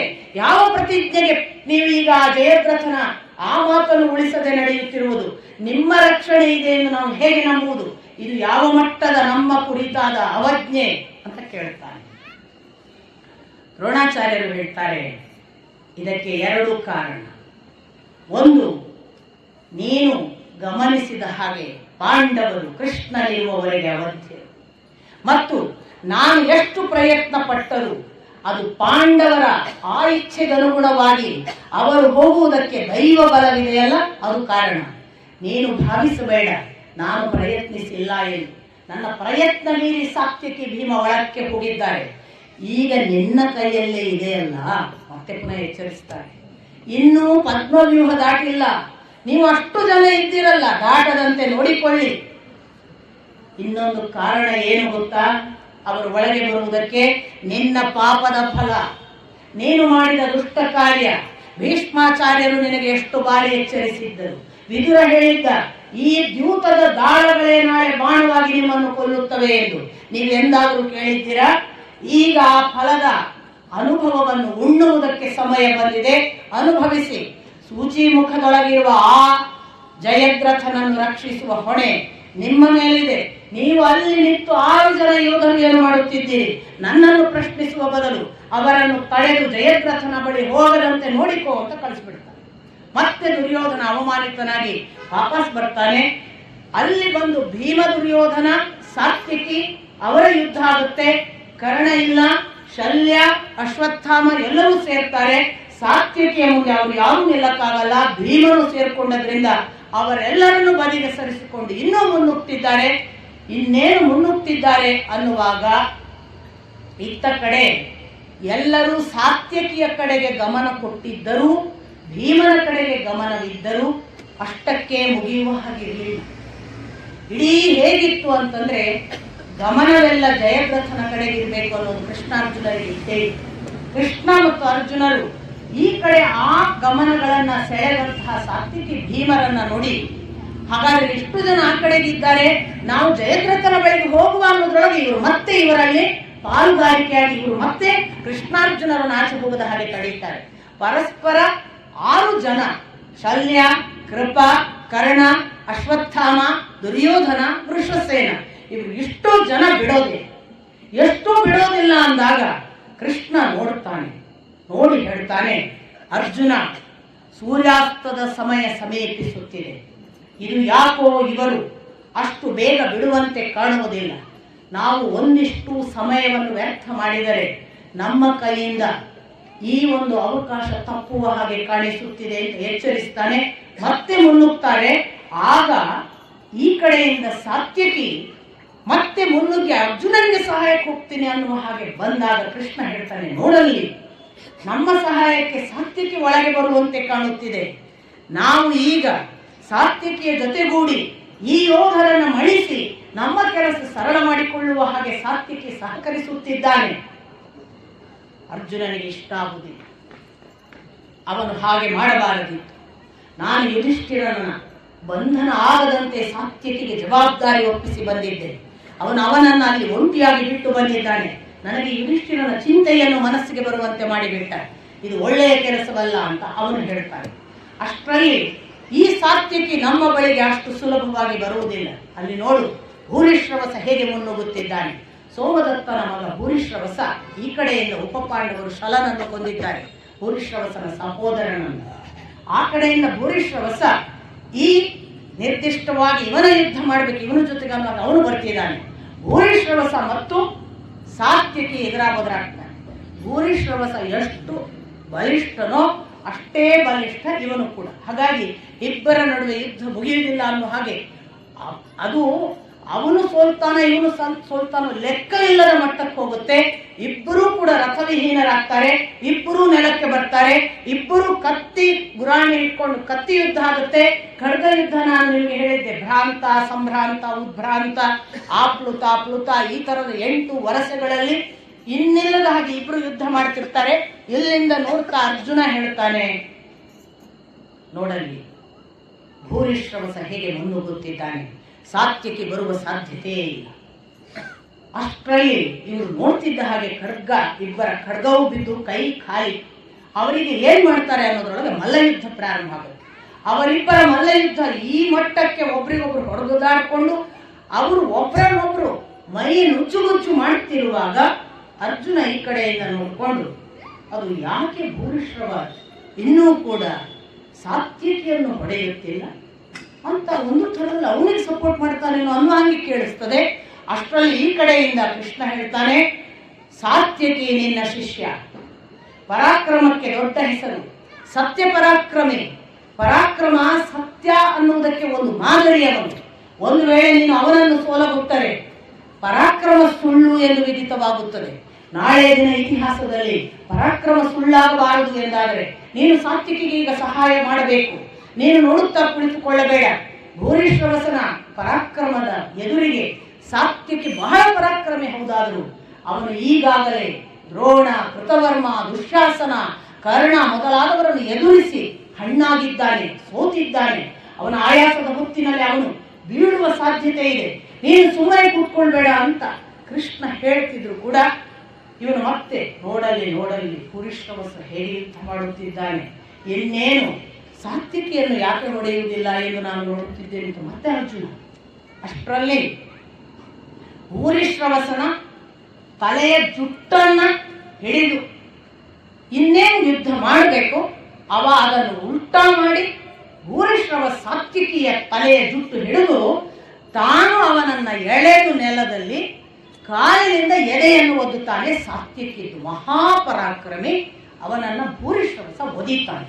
ಈ ತರ ಕಾಲಿನಿಂದ ಒದಿಸಿಕೊಳ್ತಾ ಇರುವ ಹೊತ್ತಿಗೆ ತನ್ನ ತಲೆಯನ್ನು ಯಾವ ಪರಿ ತಿರುಗಿಸ್ತಾನೆ ಅಂತಂದ್ರೆ ಸಾತ್ವಿಕಿ ಅವನು ಕೈಯನ್ನ ಬಿಟ್ಕೊಂಡು ಇನ್ನೇನು ಬೀಳ್ಬೇಕು ಆ ಪರಿ ತನ್ನ ತಲೆ ತಿರುಗಿಸ್ತಾನೆ.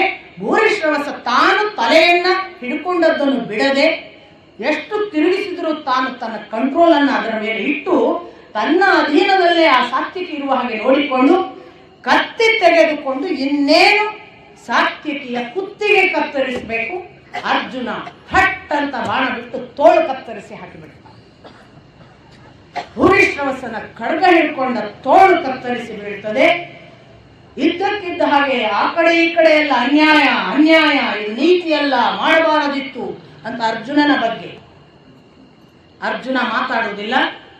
ಇವನು ಭೂರಿಶ್ರವಸ ಹೇಳ್ತಾನೆ, ಇದೆಂಥ ಅಧರ್ಮದ ಯುದ್ಧ. ನಾನು ಮತ್ತು ಅವನು ಇಬ್ಬರೇ ದ್ವಂದ್ವ ಯುದ್ಧ ಮಾಡುವಾಗ ಎಲ್ಲಿಯೋ ಕುಳಿತು ನಮ್ಮ ಮೇಲೆ ಬಾಣ ಪ್ರಯೋಗ ಮಾಡಿ ನಿಮ್ಮದೆಂಥ ಗೆಲುವು, ನಿಮ್ಮಂಥ ಈ ಅಧರ್ಮಕ್ಕೆ, ಈ ಅನ್ಯಾಯಕ್ಕೆ ಧಿಕ್ಕಾರವಿರಲಿ ಎಲ್ಲ ಹೇಳಿ ನಾನು ಇನ್ನು ಮುಂದೆ ಯುದ್ಧ ಮಾಡುವುದಿಲ್ಲ. ಸಾಯುವವರೆಗೆ ಪ್ರಾಯೋಪವೇಶ ಉಪವಾಸ ಮಾಡಿ ತಾನು ಧ್ಯಾನ ಸ್ಥಿತಿಗೆ ಕೂತು ಅದು ಎಷ್ಟು ದಿನ ಸಾಯ್ತೀನೋ ಅಷ್ಟು ಸಹ ಉಪವಾಸ ಕೂತ್ಕೊಂಡು ಸಾಯುವುದು ಪ್ರಾಯೋಪವೇಶ ನಿಮಗೆ ಗೊತ್ತು. ಅದಕ್ಕೆ ಕೂತ್ಕೊಳ್ತೇನೆ ಅಂತ ಹೇಳಿ ನೆಲಕ್ಕೆ ಸಿದ್ಧತೆಗಳನ್ನ ಮಾಡಿ ತಾನು ಕೂತ್ಕೊಳ್ಳಿಕ್ಕೆ ಹೊರಟು ತನ್ನ ಬಲಗೈಯನ್ನು ಕತ್ತರಿಸಿ ಹಾಕಿದ್ದನಲ್ಲ, ಆ ಕೈಯನ್ನು ಎಡಗೈಯಿಂದ ಅರ್ಜುನನ ಕಡೆಗೆ ಬೀಸಿ ಒಗೆದು ನಿನ್ನಂತ ಅಧರ್ಮಿಗೆ ಇದೇ ಸಾಕು ಅಂತ ಹೇಳಿ ಕೂತ್ಕೊಳ್ತಾನೆ. ಆಗ ಅರ್ಜುನ ಹೇಳ್ತಾನೆ, ಭೂರಿಶ್ರವಸ, ನಾನು ಯಾವ ಅಧರ್ಮದ ಯುದ್ಧವನ್ನು ಮಾಡಿಲ್ಲ. ನೀನು ಸರಿಯಾಗಿ ಯೋಚಿಸು. ನೀವಿಬ್ಬರು ದ್ವಂದ್ವ ಯುದ್ಧ ಮಾಡಲಿಕ್ಕೆ ಬಂದವರಲ್ಲ. ಯುದ್ಧ ಮಾಡಿದ್ದು ಸಮೂಹದಲ್ಲೇ. ಮಾಡುತ್ತಾ ನೀವಿಬ್ಬರು ಎದುರಾಬದರಾಗಿರಿ. ಸೇನೆ ಯಾವ ಕಾಲಕ್ಕೂ ನಿಮ್ಮ ಜೊತೆಗೆ ಸಹಾಯ ಮಾಡಬಹುದು, ವಿರೋಧಿಸಬಹುದು. ನಾನು ಆ ಸೇನೆಯ ಭಾಗವಾಗಿದ್ದೇನೆ. ಅಷ್ಟು ಮಾತ್ರವಲ್ಲ, ನನ್ನದೊಂದು ಪ್ರತಿಜ್ಞೆ ಇದೆ. ನನ್ನವರು, ನನಗೆ ಸಂಬಂಧಪಟ್ಟವರು, ನನ್ನ ರಕ್ಷಣೆಯನ್ನು ಬೇಡುವವರು, ನನ್ನ ಶಿಷ್ಯ ಮೊದಲಾದವರು ನಾನು ಬಾಣ ಹೂಡುವ ಅಳತೆಯಲ್ಲಿ ಏನಾದರೂ ತೊಂದರೆಗೆ ಒಳಗಾದರೆ ನಾನು ಅವರನ್ನು ರಕ್ಷಿಸುತ್ತೇನೆ ಎಂಬ ಪ್ರತಿಜ್ಞೆ ಮಾಡಿದ್ದೆ. ಆ ಪ್ರತಿಜ್ಞೆಗೆ ಅನುಗುಣವಾಗಿ ನನ್ನ ಬಾಣದ ಅಳತೆಯಲ್ಲಿ ನೀನು ಆ ಸಾತ್ವಿಕಿಯನ್ನು ಕೊಲ್ಲಲಿಕ್ಕೆ ಹೊರಟಾಗ ಶಿಷ್ಯನೂ ಹೌದು ಸಾತ್ವಿಕಿ, ಬಂಧು ಮಾತ್ರವಲ್ಲ, ಶಿಷ್ಯನನ್ನು ಗುರುವಾಗಿ ರಕ್ಷಿಸಿದ್ದೇನೆ. ನಾನು ಯಾವ ಧರ್ಮವನ್ನು ಮಾಡಿಲ್ಲ, ನೀವು ದ್ವಂದ್ವ ಯುದ್ಧ ಮಾಡಿದವರು ಅಲ್ಲ, ನೀವು ಗುಂಪಿನಲ್ಲಿ ಯುದ್ಧ ಮಾಡುತ್ತಾ ಇಬ್ಬರೇ ಏಕಾಕಿ ಯುದ್ಧ ಮಾಡುವುದಕ್ಕೆ ಮುಂದೆ ಹೋದದ್ದೇ ಹೊರತು ನಿಮ್ಮದು ದ್ವಂದ್ವ ಯುದ್ಧ ಎಂದು ಘೋಷಿತವಾದದ್ದಲ್ಲ. ಹಾಗಾಗಿ ನಾನು ಅನ್ಯಾಯ ಮಾಡಿಲ್ಲ. ನೀನು ನಾನು ಅಧರ್ಮ ಅನ್ಯಾಯ ಮಾಡಿದ್ದೇನೆ ಎನ್ನಬೇಡ, ನಿನಗೆ ಮಂಗಳವಾಗಲಿ ಅಂತ ಪ್ರಾಯೋಪವೇಶಕ್ಕೆ ಹೊರಟದ್ರಿಂದ ನಿನಗೆ ಮಂಗಳವಾಗಲಿ. ಶ್ರೀಕೃಷ್ಣ ಹೇಳ್ತಾನೆ, ನಿನಗೆ ಮಂಗಳವಾಗಲಿ ಭೂರಿಶ್ರವಸ. ಚಂದ್ರಲೋಕ ಬ್ರಹ್ಮಲೋಕಕ್ಕೆ ಹೋದವರು ಮರಳಿ ಬರುತ್ತಾರೆ, ನೀನು ನನ್ನ ಲೋಕವನ್ನು ಸೇರುವಂತಾಗಲಿ ಅಂತ ಆಶೀರ್ವಾದ ಮಾಡ್ತಾರೆ. ಇಷ್ಟು ಮಾತಾಡ್ತಿದ್ದಾಗ ಸಾತ್ಯಕಿ ನೆಲದಲ್ಲಿ ಬಿದ್ದ ಕತ್ತಿ ತೆಗೆದುಕೊಂಡು ಕಣ್ಮುಚ್ಚಿ ಕೂತು ಪ್ರಾಯೋಪವೇಶಕ್ಕೆ ಹೊರಟ ಭೂರಿಶ್ರವಸನ ತಲೆಯ ಜುಟ್ಟು ಹಿಡಿದು ಕುತ್ತಿಗೆಯನ್ನು ಕತ್ತರಿಸಿ ಹಾಕ್ತಾನೆ. ಇದು ಅನ್ಯಾಯದ ಪರಾಕಾಷ್ಠೆ, ಇದು ಅನೀತಿ, ಇದು ಎಂದೂ ಆಗಬಾರದಿತ್ತು. ಎಲ್ಲರೂ ಆಚೆ ಈಚೆ ಎಲ್ಲ ಕೂಗ್ತಾರೆ. ಸಾತ್ಯಕಿ ಹೇಳ್ತಾನೆ, ಯಾವುದು ಅನ್ಯಾಯ? ನಾನು ಇವತ್ತು ನನ್ನನ್ನು ಒದ್ದವನನ್ನು ಶಿರಸ ಕತ್ತರಿಸಿ ಹಾಕುತ್ತೇನೆ ಅನ್ನುವ ನನ್ನ ಹಳೆಯ ಪ್ರತಿಜ್ಞೆಯನ್ನು ತೀರಿಸಿಕೊಂಡಿದ್ದೇನೆ. ಎಲ್ಲಕ್ಕೂ ಮಿಗಿಲಾಗಿ ನನ್ನ ಜೊತೆಗೆ ಯುದ್ಧ ಮಾಡುವಾಗ ಅವನನ್ನು ನಾನೇ ಕೈಯ ಖಡ್ಗ ಸಹಿತ ಕತ್ತರಿಸಿ ಕೊಲ್ಲಬೇಕಿತ್ತು. ದೈವ ನಿಯಮ ಆ ಕೆಲಸವನ್ನು ಪಾರ್ಥ ಮಾಡಿದ್ದಾನೆ. ಇಲ್ಲದಿದ್ದರೆ ಅದು ಪರಿಪೂರ್ಣವಾಗಿ ನನ್ನಿಂದ ಆಗಬೇಕಾಗಿದ್ದ ಕೆಲಸ. ಈಗ ಧರ್ಮ ಅನ್ಯಾಯ ಮಾತನಾಡುವ ನಿಮಗೆ ಒಬ್ಬ ಒಂಟಿ ಅಭಿಮನ್ಯುವನ್ನು ಅಷ್ಟು ಜನ ಸೇರಿ ಕೊಲ್ಲುವಾಗ ಧರ್ಮ ನ್ಯಾಯ ನೆನಪಾಗಲಿಲ್ಲವೇ? ಇದು ಸರಿಯಾದ ಶಾಸ್ತಿ ಅಂತ ಹೊರಟ. ಧೃತರಾಷ್ಟ್ರ ಕೇಳ್ತಾನೆ, ಇದು ಏನಿದೆ? ಆ ಕರ್ಣನನ್ನೇ ನಂಬಿದ್ದ ನನ್ನ ಮಗ, ಅವನಿದ್ರೆ ನಾನು ಯಾವ ದೇವತೆಗಳು ಬಂದರೂ ಎದುರಿಸ್ತೀನಿ, ಅವರ ಮುಂದೆ ನನಗೆ ಏನು ಭಯವಿಲ್ಲ, ಜಯ ನಿಶ್ಚಿತ ಅಂತಿದ್ದ. ಆ ಕರ್ಣ ಆ ಪರಿ ಸೋತ. ಇದು ಯಾವ ನಿಯಮ? ಕರ್ಣ ಸೋಲುವುದಕ್ಕೆ ಕಾರಣ ಏನು? ಈಗ ನನಗೆ ಅರ್ಥವಾಗ್ತಿದೆ. ಇದರಲ್ಲಿ ದೈವದ ಬಲವೇ ಹೆಚ್ಚು ಕಾರಣ. ನಮ್ಮವರು ಏನು ಮಾಡಿದರು ಅನ್ನೋದಕ್ಕಿಂತ ಇವರು ಮಾಡಿದ್ದರ ಫಲವನ್ನು ಹೊತ್ತಿದ್ದಾರೆ ಅನ್ನುವುದೇ ಸರಿಯಾದ ಮಾತು. ಆದರೆ ನನಗೊಂದು ಅಚ್ಚರಿ, ಆ ಭೂರಿಶ್ರವಸನನ್ನು ಒಬ್ಬ ಸಾತ್ಯಕಿಯಂತಹ ಮಹಾವೀರ ಯಾರೂ ಗೆಲ್ಲಲಿಕ್ಕೆ ಸಾಧ್ಯವಿಲ್ಲ ಎಂದು ನಾನು ಅವನ ಯುದ್ಧ ರೀತಿಯಿಂದ ಭಾವಿಸುತ್ತಿದ್ದೆ. ಅವನು ಮಾಡಿದ ಯುದ್ಧ ನೋಡಿದರೆ ಅವನು ದ್ರೋಣ, ದುಶ್ಯಾಸನ, ಕರ್ಣ, ದುರ್ಯೋಧನ, ಕೃತವರ್ಮ ಯಾರನ್ನು ಬಿಟ್ಟಿದ್ದಾನೆ?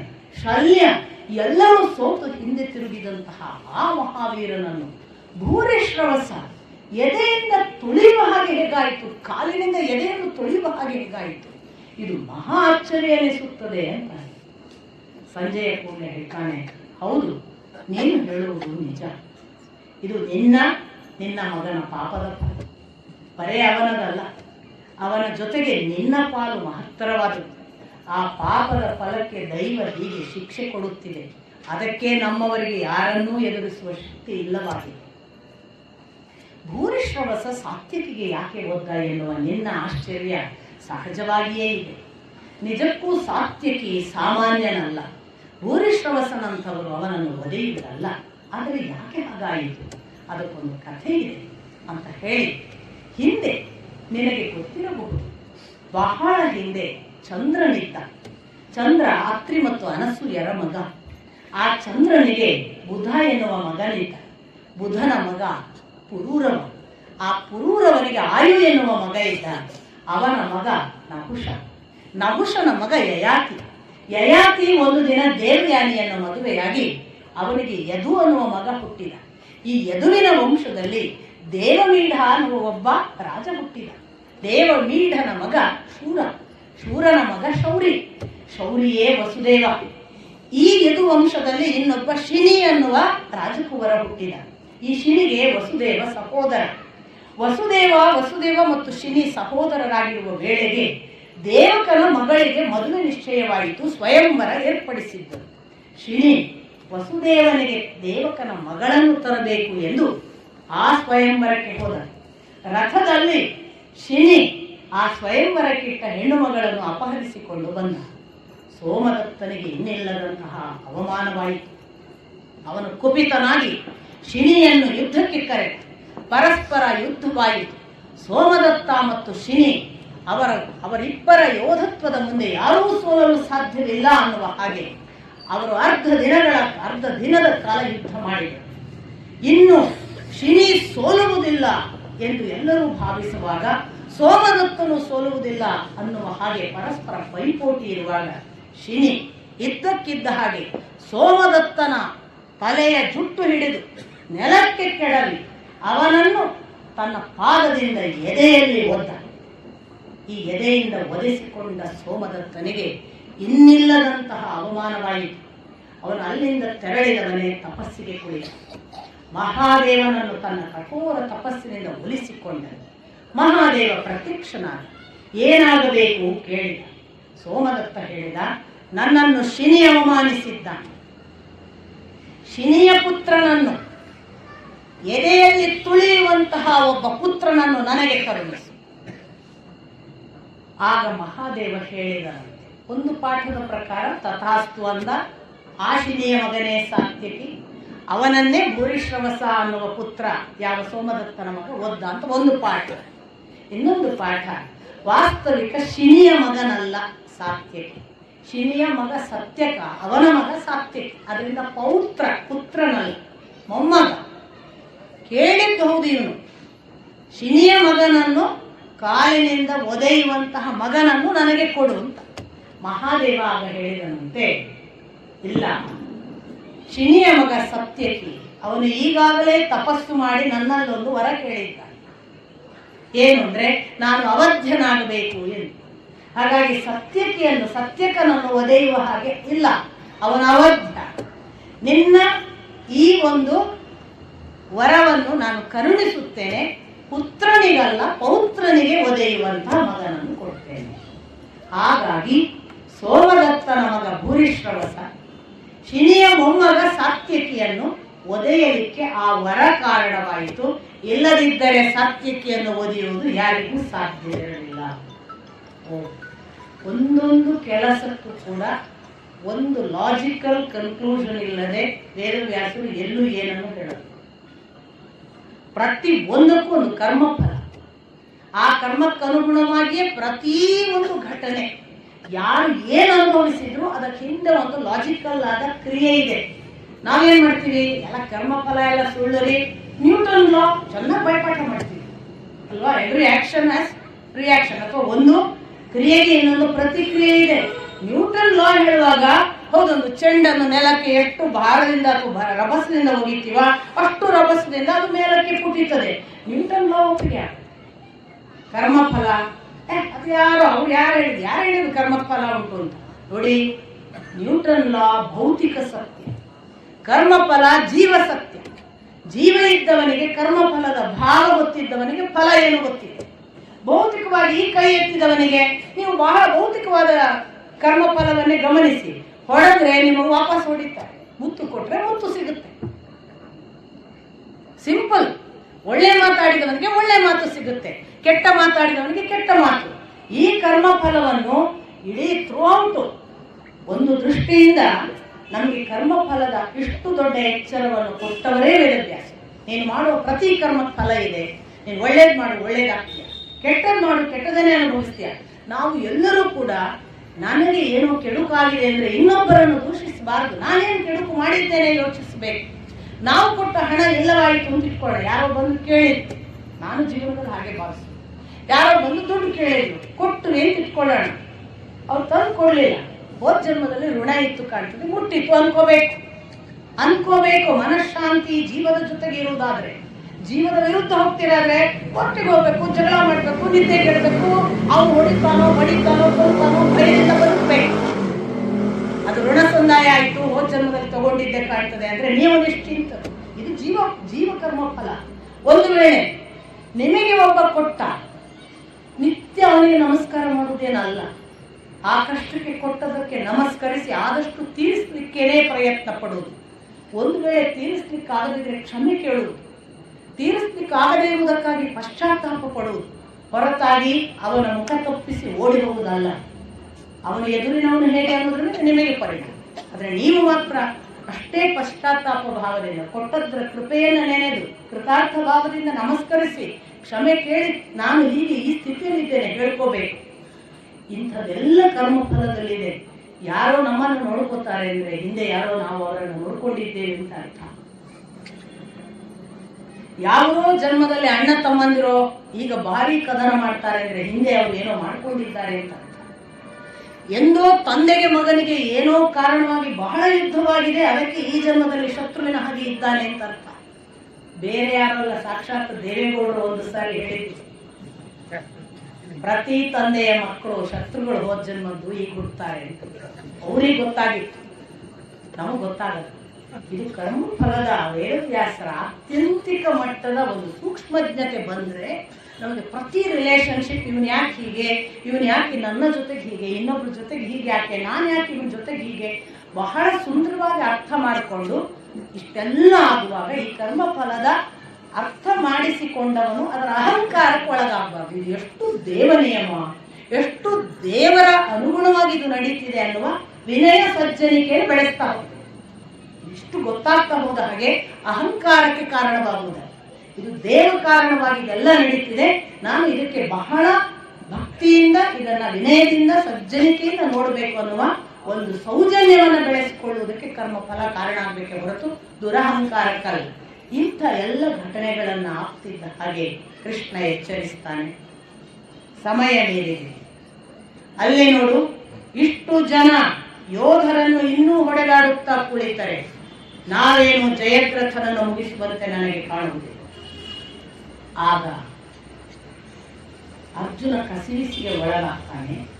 ಕೃಷ್ಣ ಹೇಳ್ತಾನೆ, ಏನು ಗಾಬರಿಯಾಗಬೇಡ, ಅವರೆಲ್ಲರೂ ಸೂರ್ಯಾಸ್ತ ಆಗುವುದನ್ನು ಕಾಯುತ್ತಾರೆ. ಸೂರ್ಯಾಸ್ತದವರೆಗೆ ಅವರು ಅವನ ರಕ್ಷಣೆಗೆ ಸುತ್ತ ನಿಂತಿರುವುದರಿಂದ ನಿನಗೆ ಜಯದ್ರಥನನ್ನು ಮುಟ್ಟುವುದು ಸಾಧ್ಯವಾಗುವುದಿಲ್ಲ. ಈಗ ನ್ಯಾಯ ಧರ್ಮದ ದಾರಿಯಲ್ಲಿ ಇದನ್ನು ಮಾಡುವುದು ದುಸ್ತರವಿದೆ. ನಾವು ಕೂಡ ಅವರಂತೆ ಅಧರ್ಮದ ದಾರಿಯಿಂದಲೇ ಇದನ್ನು ಸಾಧಿತಗೊಳಿಸಿಕೊಳ್ಳಬೇಕು. ನಾನು ಒಂದರೆ ಕ್ಷಣ ಸೂರ್ಯಾಸ್ತ ಆದಂತೆ ಒಂದು ಭ್ರಮೆ ಮಾಡಿ ಕತ್ತಲು ಮಾಡುತ್ತೇನೆ. ಅವರು ತಕ್ಷಣವೇ ಸೂರ್ಯಾಸ್ತವಾಯಿತು, ಅರ್ಜುನ ಅಗ್ನಿ ಪ್ರವೇಶ ಮಾಡುತ್ತಾನೆ, ನಾವು ಗೆದ್ದೆವು ಅನ್ನುವ ಸಂಭ್ರಮದಲ್ಲಿ ಜಯದ್ರಥನ ರಕ್ಷಣೆ ಮರೆತು ಒಂದೇ ಸಮನೆ ಸಂಭ್ರಮಾಚರಣೆಗೆ ತೊಡಗುತ್ತಾರೆ. ಅವರು ಚದುರುತ್ತಾರೆ. ನೀನು ಆಗ ಜಯದ್ರಥನ ತಲೆಯನ್ನು ಕತ್ತರಿಸು. ಒಂದರೆ ಕ್ಷಣವೂ ತಡ ಮಾಡಬೇಡ, ಯೋಚಿಸಬೇಡ. ನಾನು ಕತ್ತಲೆಯ ಅನುಭವವನ್ನು ಕೊಟ್ಟ ತಕ್ಷಣ ನಿನ್ನ ಕ್ರಿಯೆ ಆರಂಭ. ಅರ್ಜುನ ಸಿದ್ಧನಾಗ್ತಾನೆ. ಇಮಿಡಿಯೇಟ್ ಒಂದು ಥರದ ಮೋಡವೋ ಸೂರ್ಯಾಸ್ತಾದ ಭಾವವನ್ನು ಕೃಷ್ಣ ಉಂಟು ಮಾಡ್ತಾನೆ. ಮಾಡ್ತಿದ್ದ ಹಾಗೆ ಕತ್ತಲಾಯಿತು, ನಾವು ಗೆದ್ದೆವು ಅನ್ನುವ ಜಯಘೋಷದಲ್ಲಿ ಈ ಕಡೆಯ ಕೌರವ ಯೋಧರೆಲ್ಲ ಆ ಜಯದ್ರಥನ ಸುತ್ತ ರಕ್ಷಣೆಗೆ ಭೇದಿಸಲಾಗದ ಹಾಗೆ ನಿಂತ ವ್ಯೂಹವನ್ನು ಮರೆತು ಒಬ್ಬರಿಗೊಬ್ಬರು ಚದುರಿ ಇನ್ನೇನು ಅರ್ಜುನನ ಅಗ್ನಿ ಪ್ರವೇಶ, ನಾವು ಇನ್ನು ಗೆದ್ದೆವು, ಅರ್ಜುನ ಸತ್ತನೆಂದರೆ ಎಲ್ಲರೂ ಸತ್ತ ಹಾಗೆ, ಅರ್ಜುನ ಸತ್ತ ಬಳಿಕ ಯಾವ ಪಾಂಡವರು ಉಳಿಯುವುದಿಲ್ಲ ಎನ್ನುವ ಧಾಟಿಯಲ್ಲಿ ಪರಸ್ಪರ ಅತ್ತಿತ್ತ ಅಗುಲಿದಾಗ ಈ ತಕ್ಷಣದಲ್ಲಿ ಅವನನ್ನು ಮುಗಿಸುವುದಕ್ಕೆ ಸಿದ್ಧನಾದ ಅರ್ಜುನನಿಗೆ ಅವನು ಬಾಣ ಬಿಡುವುದರೊಳಗಾಗಿ ಕೃಷ್ಣ ಎಚ್ಚರಿಸಿದ. ನೆನಪಿರಲಿ ಅರ್ಜುನ, ಆ ಶಿರವನ್ನು ನೀನು ಒಂದೊಮ್ಮೆ ಕತ್ತರಿಸುವಾಗ ನೆಲಕ್ಕೆ ಬೀಳಿಸಿದೆ ಎಂದಾದರೆ ಮಹಾ ಅನಾಹುತ ಕಾದಿದೆ. ನೀನು ಆ ಶಿರವನ್ನು ಇಲ್ಲೇ ಆಚೆಗೆ ಸಮಂತಕ ಸರೋವರದ ಪಕ್ಕದಲ್ಲಿ ಕುಳಿತು ಅವನ ತಂದೆ ವೃದ್ಧಕ್ಷತ್ರ ಎನ್ನುವವನು ತನ್ನ ಧ್ಯಾನ ತಪಸ್ಸಿನಲ್ಲಿ ತೊಡಗಿದ್ದಾನೆ. ಅವನ ತೊಡೆಗೆ ಹೋಗಿ ಬೀಳುವಂತೆ ಹೊಡೆ.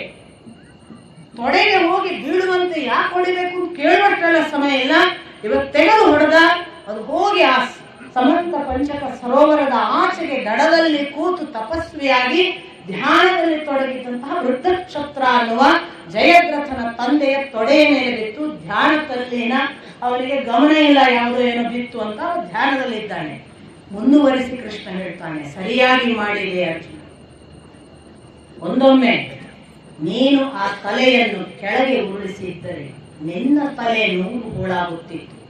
ಹಿಂದೆ ಜಯದ್ರಥ ಹುಟ್ಟಿದ ಸಂದರ್ಭದಲ್ಲಿ ಆಕಾಶದಲ್ಲೊಂದು ಅಶರೀರವಾಣಿ ಕೇಳಿಸಿತ್ತು. ಈ ಜಯದ್ರಥ ಇನ್ನಿಲ್ಲದ ವೀರನಾಗುತ್ತಾನೆ, ಲೋಕ ಪ್ರಸಿದ್ಧಿಯನ್ನು ಪಡೆಯುತ್ತಾನೆ, ಅವನು ಮಹಾಕ್ಷತ್ರಿಯ ವೀರ ಎಂದು ಪರಾಕ್ರಮಿ ಅನಿಸಿಕೊಂಡು ಬಹಳ ದೊಡ್ಡ ವಂಶದಲ್ಲಿ ಕೆಲಸ ಮಾಡುತ್ತಾನೆ. ಆದರೆ ಒಬ್ಬ ಕ್ಷತ್ರಿಯ ವೀರನಿಂದ ಅವನ ಶಿರ ಕತ್ತರಿಸಲ್ಪಟ್ಟು ಅವನು ವಧೆಗೆ ಒಳಗಾಗುತ್ತಾನೆ ಅಂತ ಅಶರೀರವಾಣಿ. ಆ ಕ್ಷಣದಲ್ಲಿ ವೃದ್ಧಕ್ಷತ್ರ ಹೇಳಿದನಂತೆ, ನನ್ನ ಮಗನ ತಲೆಯನ್ನು ಕತ್ತರಿಸಿ ನೆಲಕ್ಕೆ ಭೂಮಿಗೆ ಕೆಡಹುವವನು ಆ ಭೂಮಿಗೆ ಬೀಳಿಸಿದ ತಕ್ಷಣ ಅವರ ತಲೆ 100 ಹೋಳಾಗಲಿ. ಹೀಗಾಗಿ ಯಾರು ತಲೆಯನ್ನು ಕತ್ತರಿಸಿ ನೆಲಕ್ಕೆ ಬೀಳಿಸ್ತಾರೆ ಅವ್ರು ಸಾಯ್ತಾರೆ ಅಥವಾ ಅವರ ತಲೆ ಹೋಳಾಗ್ತದೆ. ಇದು ವೃದ್ಧಕ್ಷತ್ರನ ಶಾಪ. ಇದು ಕೃಷ್ಣನಿಗೆ ಗೊತ್ತಿತ್ತು, ಸೂಚನೆ ಕೊಟ್ಟ. ಇವ ತಲೆಯನ್ನು ಕತ್ತರಿಸಿ ಆ ವೃದ್ಧಕ್ಷತ್ರನ ತೊಡೆಯ ಮೇಲೆ ಬಿದ್ದಿತ್ತು. ವೃದ್ಧಕ್ಷತ್ರ ತನ್ನ ಧ್ಯಾನ ಮುಗಿಸಿದ, ತನ್ನ ಪಾಡಿಗೆ ಎದ್ದಾಗ ತೊಡೆಯ ಮೇಲಿದ್ದ ತಲೆ ನೆಲಕ್ಕೆ ಬಿತ್ತು. ಯಾರು ನೆಲಕ್ಕೆ ಬೀಳಿಸುತ್ತಾರೋ ಅವರ ತಲೆ ಹೋಳಾಗಲಿ. ಇವನೇ ಶಾಪ ಕೊಟ್ಕೊಂಡಿದ್ದ. ಇವನು ಎದ್ದ, ಇವನು ತೊಡೆಯಲ್ಲಿದ್ದ ತಲೆ ನೆಲಕ್ಕೆ ಬಿತ್ತು.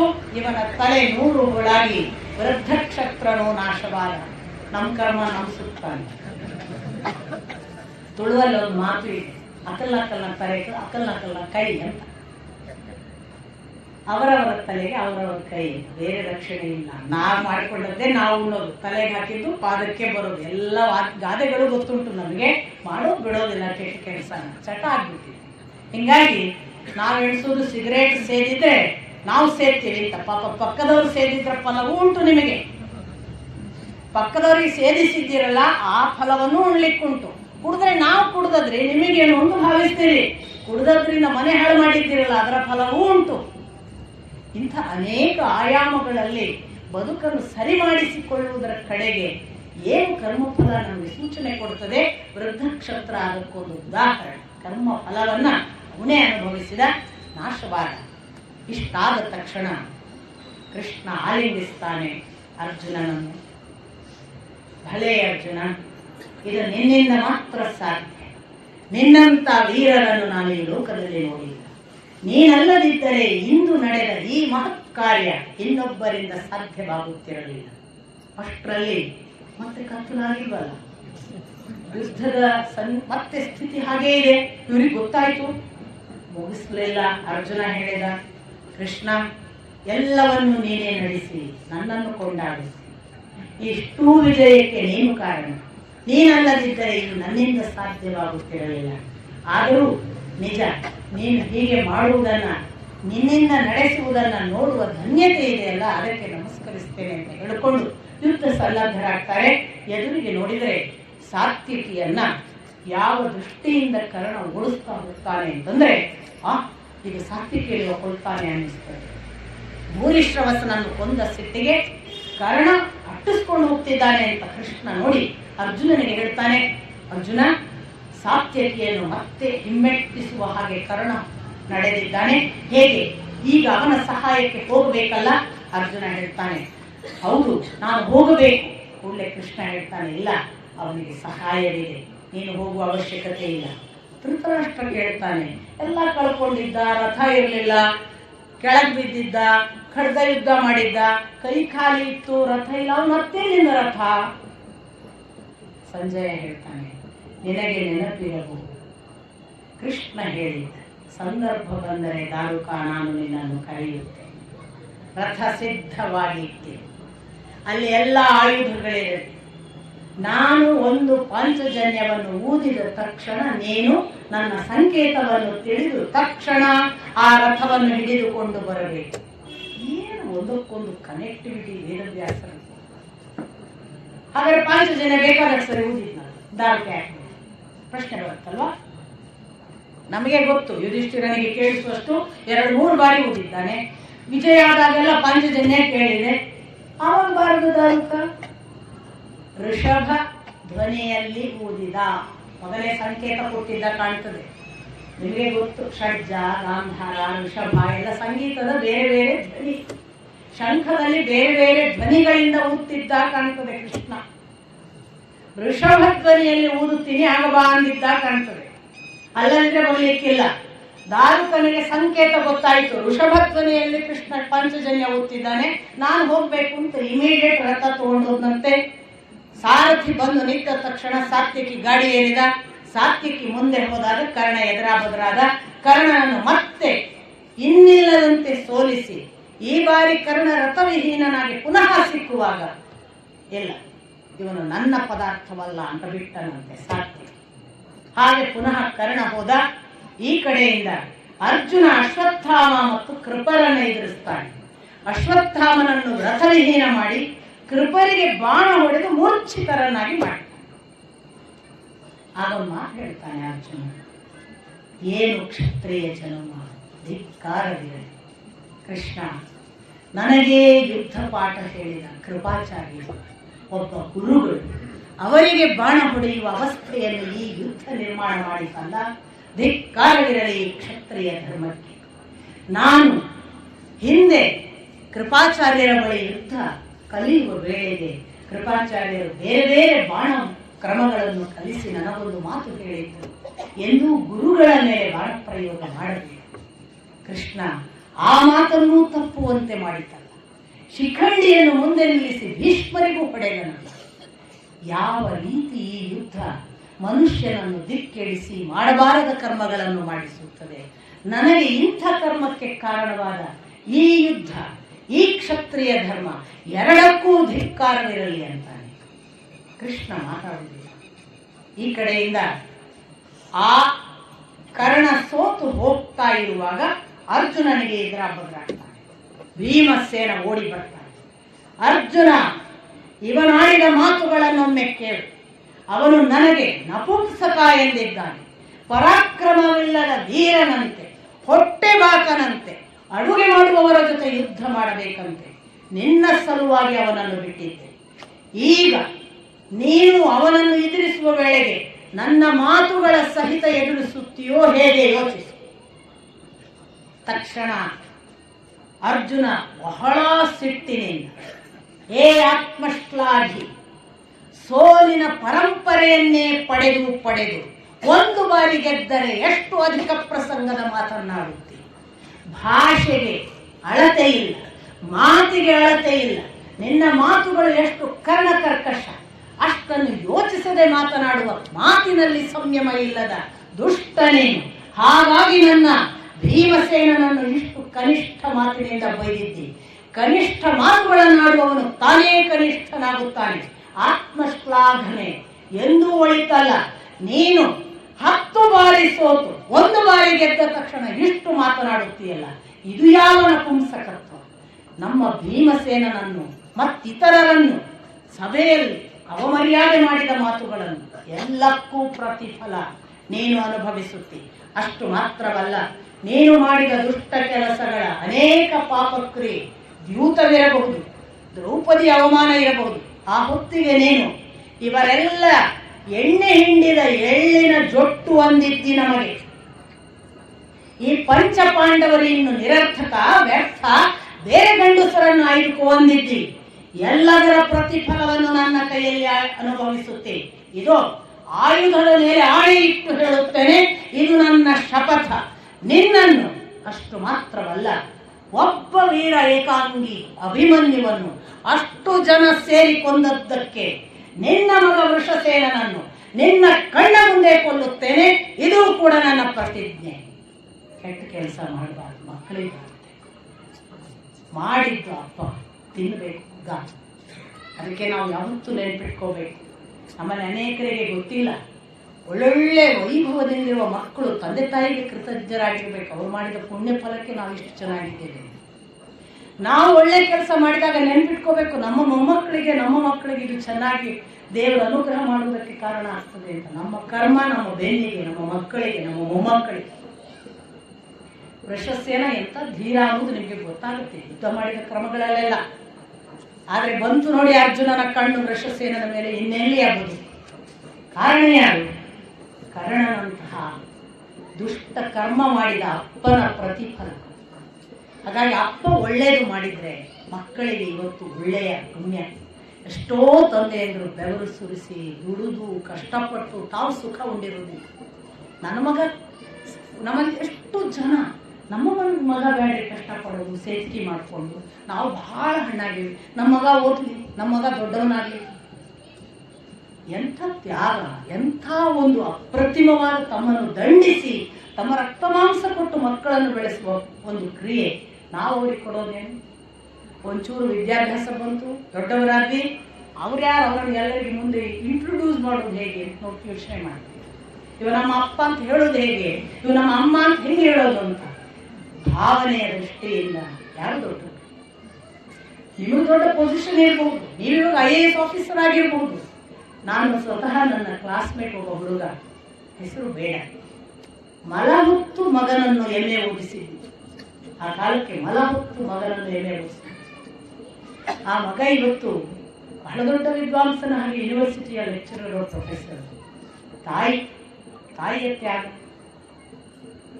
ಆ ನೆನಪು ಬಿಟ್ಟು ಇವರು ಏನ್ ಮಾಡಿಬಿಡ್ತಾರೆ, ಇನ್ಯಾವುದನ್ನೋ ತಾವು ಮಾಡೆಲ್ ಮಾಡ್ಕೊತಾರೆ.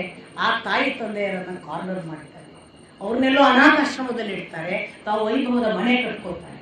ಇವತ್ತೆಲ್ಲ ಶ್ರೀಮಂತ ಬಹಳ ವಿದ್ಯಾವಂತರು ಅನ್ನಿಸಿಕೊಂಡು ಅನೇಕ ಮಕ್ಕಳ ಅಪ್ಪ ಅಮ್ಮನ ಕಥೆ. ವೃಷಸೇನನಿಗೆ ಯಾವ ಕರ್ಮಫಲ ತಂದೆಯಿಂದ ಬಂತು ಅಂತ ನಾನು ಹೇಳ್ತೇನಲ್ಲ, ಕೆಡುಕು ಮಾಡಿದ ತಂದೆಯಿಂದ ವೃಷಸೇನನಿಗೆ ಪಾಪ ದುಷ್ಟತನದ ಫಲ ಅವನು ಅನುಭವಿಸಬೇಕಾಯಿತು. ಒಳ್ಳೇದು ಮಾಡಿದ ತಂದೆ ತಾಯಿಗೆ ಈ ಕೆಡುಕು ಮಾಡ್ತಾರಲ್ಲ ಮಕ್ಕಳು, ಇದ್ಯಾವ ಫಲ? ಇದಕ್ಕೇನು ಕಾರಣ? ಮೋಹ. ನನ್ನ ಮಗ ಒಂದಿಷ್ಟು ದೊಡ್ಡವನಾಗ್ತಾನೆ, ಅವನು ಎಲ್ಲರೂ ಮೀರಿಸೋ ಹಾಗೆ ಆಗ್ಬೇಕು, ನಾನು ಅದಕ್ಕಾಗಿ ಜೀವ ಕೊಡ್ತೇನೆ ಅಂತ ಅಹಂಕಾರಕ್ಕೆ ಬಿಡ್ತಾರಲ್ಲ, ಅದರ ಫಲ.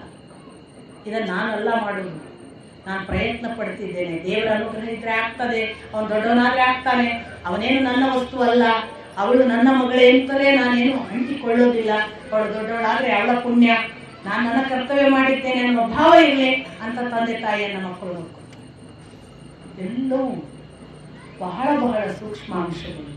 ಇಷ್ಟೆಲ್ಲ ಆಗಿ ಜಯದ್ರಥನ ವಧೆ ಮುಗಿಸಿ ಕರ್ಣನ ಮುಂದೆ ಇಷ್ಟು ಪ್ರತಿಜ್ಞೆ ಮಾಡಿ ಭೀಮಸೇನನು ಅದನ್ನು ಕೇಳಿ ಖುಷಿಪಟ್ಟು ಮರಳಿ ಬಂದು ಯುಧಿಷ್ಠಿರ ಇನ್ನೂ ಯುದ್ಧದಲ್ಲಿದ್ದಾನೆ, ದ್ರೋಣಾಚಾರ್ಯರು ಯುದ್ಧದಲ್ಲಿದ್ದಾರೆ, ಯುದ್ಧ ಮುಗಿಸುವ ಸನ್ನಾಹದಲ್ಲಿರಬೇಕು. ಅಲ್ಲಿಗೆ ಯುಧಿಷ್ಠಿರನ ಬಳಿ ಬಂದು ಕೃಷ್ಣಾರ್ಜುನರು ರಥದಿಂದ ಇಳಿದು ಯುಧಿಷ್ಠಿರನನ್ನು ಗಾಢವಾಗಿ ಆಲಿಂಗಿಸಿ ಕೃಷ್ಣ ಹೇಳ್ತಾನೆ, ಯುದ್ಧದಲ್ಲಿ ನಾವು ಮಾತು ಕೊಟ್ಟ ಹಾಗೆ ಜಯದ್ರಥನನ್ನು ವಧೆ ಮಾಡಿ ಬಂದಿದ್ದೆ. ಯುಧಿಷ್ಠಿರ ತುಂಬ ಸಂತೋಷದಿಂದ, ಈ ದಿನ ಬಹಳ ದೊಡ್ಡ ವಿಜಯದ ದಿನ, ನಿಮ್ಮ ಪ್ರತಿಜ್ಞೆ ಸಾಧಿತವಾದದ್ದು ಎಲ್ಲ ನಮಗೆ ನಿನ್ನ ದೈವ ಬಲ ಇರುವುದರಿಂದ ಅಂತ ಹೇಳಿದಾಗ ಅವಳು ಇನ್ನೊಮ್ಮೆ ಕೃಷ್ಣ ಹೇಳ್ತಾನೆ, ಯುಧಿಷ್ಠಿರ, ಇದು ಸಾಧ್ಯವಾದದ್ದು ನಿನ್ನ ಕೋಪದಿಂದ. ಅಭಿಮನ್ಯುವನ್ನು ಜಯದ್ರಥ ಕೊಂದ ದಿನ ನೀನು ಕೋಪದಿಂದ ಅವನನ್ನು ನೋಡಿದಾಗಲೇ ಅವನು ಅರ್ಧ ಸತ್ತಿದ್ದ, ಉಳಿದ ಅರ್ಧ ಕೊಲೆ ಮಾತ್ರ ನಾವು ಮಾಡಿದ್ದೇವೆ. ನಿನ್ನ ಕೋಪ ಸಾಮಾನ್ಯವಲ್ಲ. ನೀನು ಯಾವುದೇ ದುಷ್ಟನನ್ನು ದೃಷ್ಟಿ ಇಟ್ಟು ನೋಡಿದರೆ, ಅವನೇನಾದರೂ ಕೆಟ್ಟ ಕೆಲಸ ಮಾಡಿದ್ದಕ್ಕೆ ಕೋಪಿಸಿ ನೋಡಿದರೆ ಅವನ ಸಂಪೂರ್ಣ ನಾಶವಾಯಿತು ಎಂದು ತಿಳಿದು, ಇಂದು ಕೂಡ ಜಯದ್ರಥ ವಧೆಯಲ್ಲಿ ನಿನ್ನ ಕೋಪ ಮಹಾಪಾಲು. ಏನು ತಪಸ್ವಿ, ಏನು ದೊಡ್ಡವ ಯುಧಿಷ್ಠಿರ, ಅರ್ಥನೇ ಆಗಲ್ಲ, ಅಯ್ಯೋರಿಗೆ ಅರ್ಥನೇ ಆಗಲ್ಲ. ಸ್ವಾಮಿ ಗಾಂಧಿ ಕೂಡ ಇಂಥದೇ ತಪಸ್ವಿ, ಅರ್ಥ ಮಾಡ್ಕೊಂಡಿಲ್ಲ.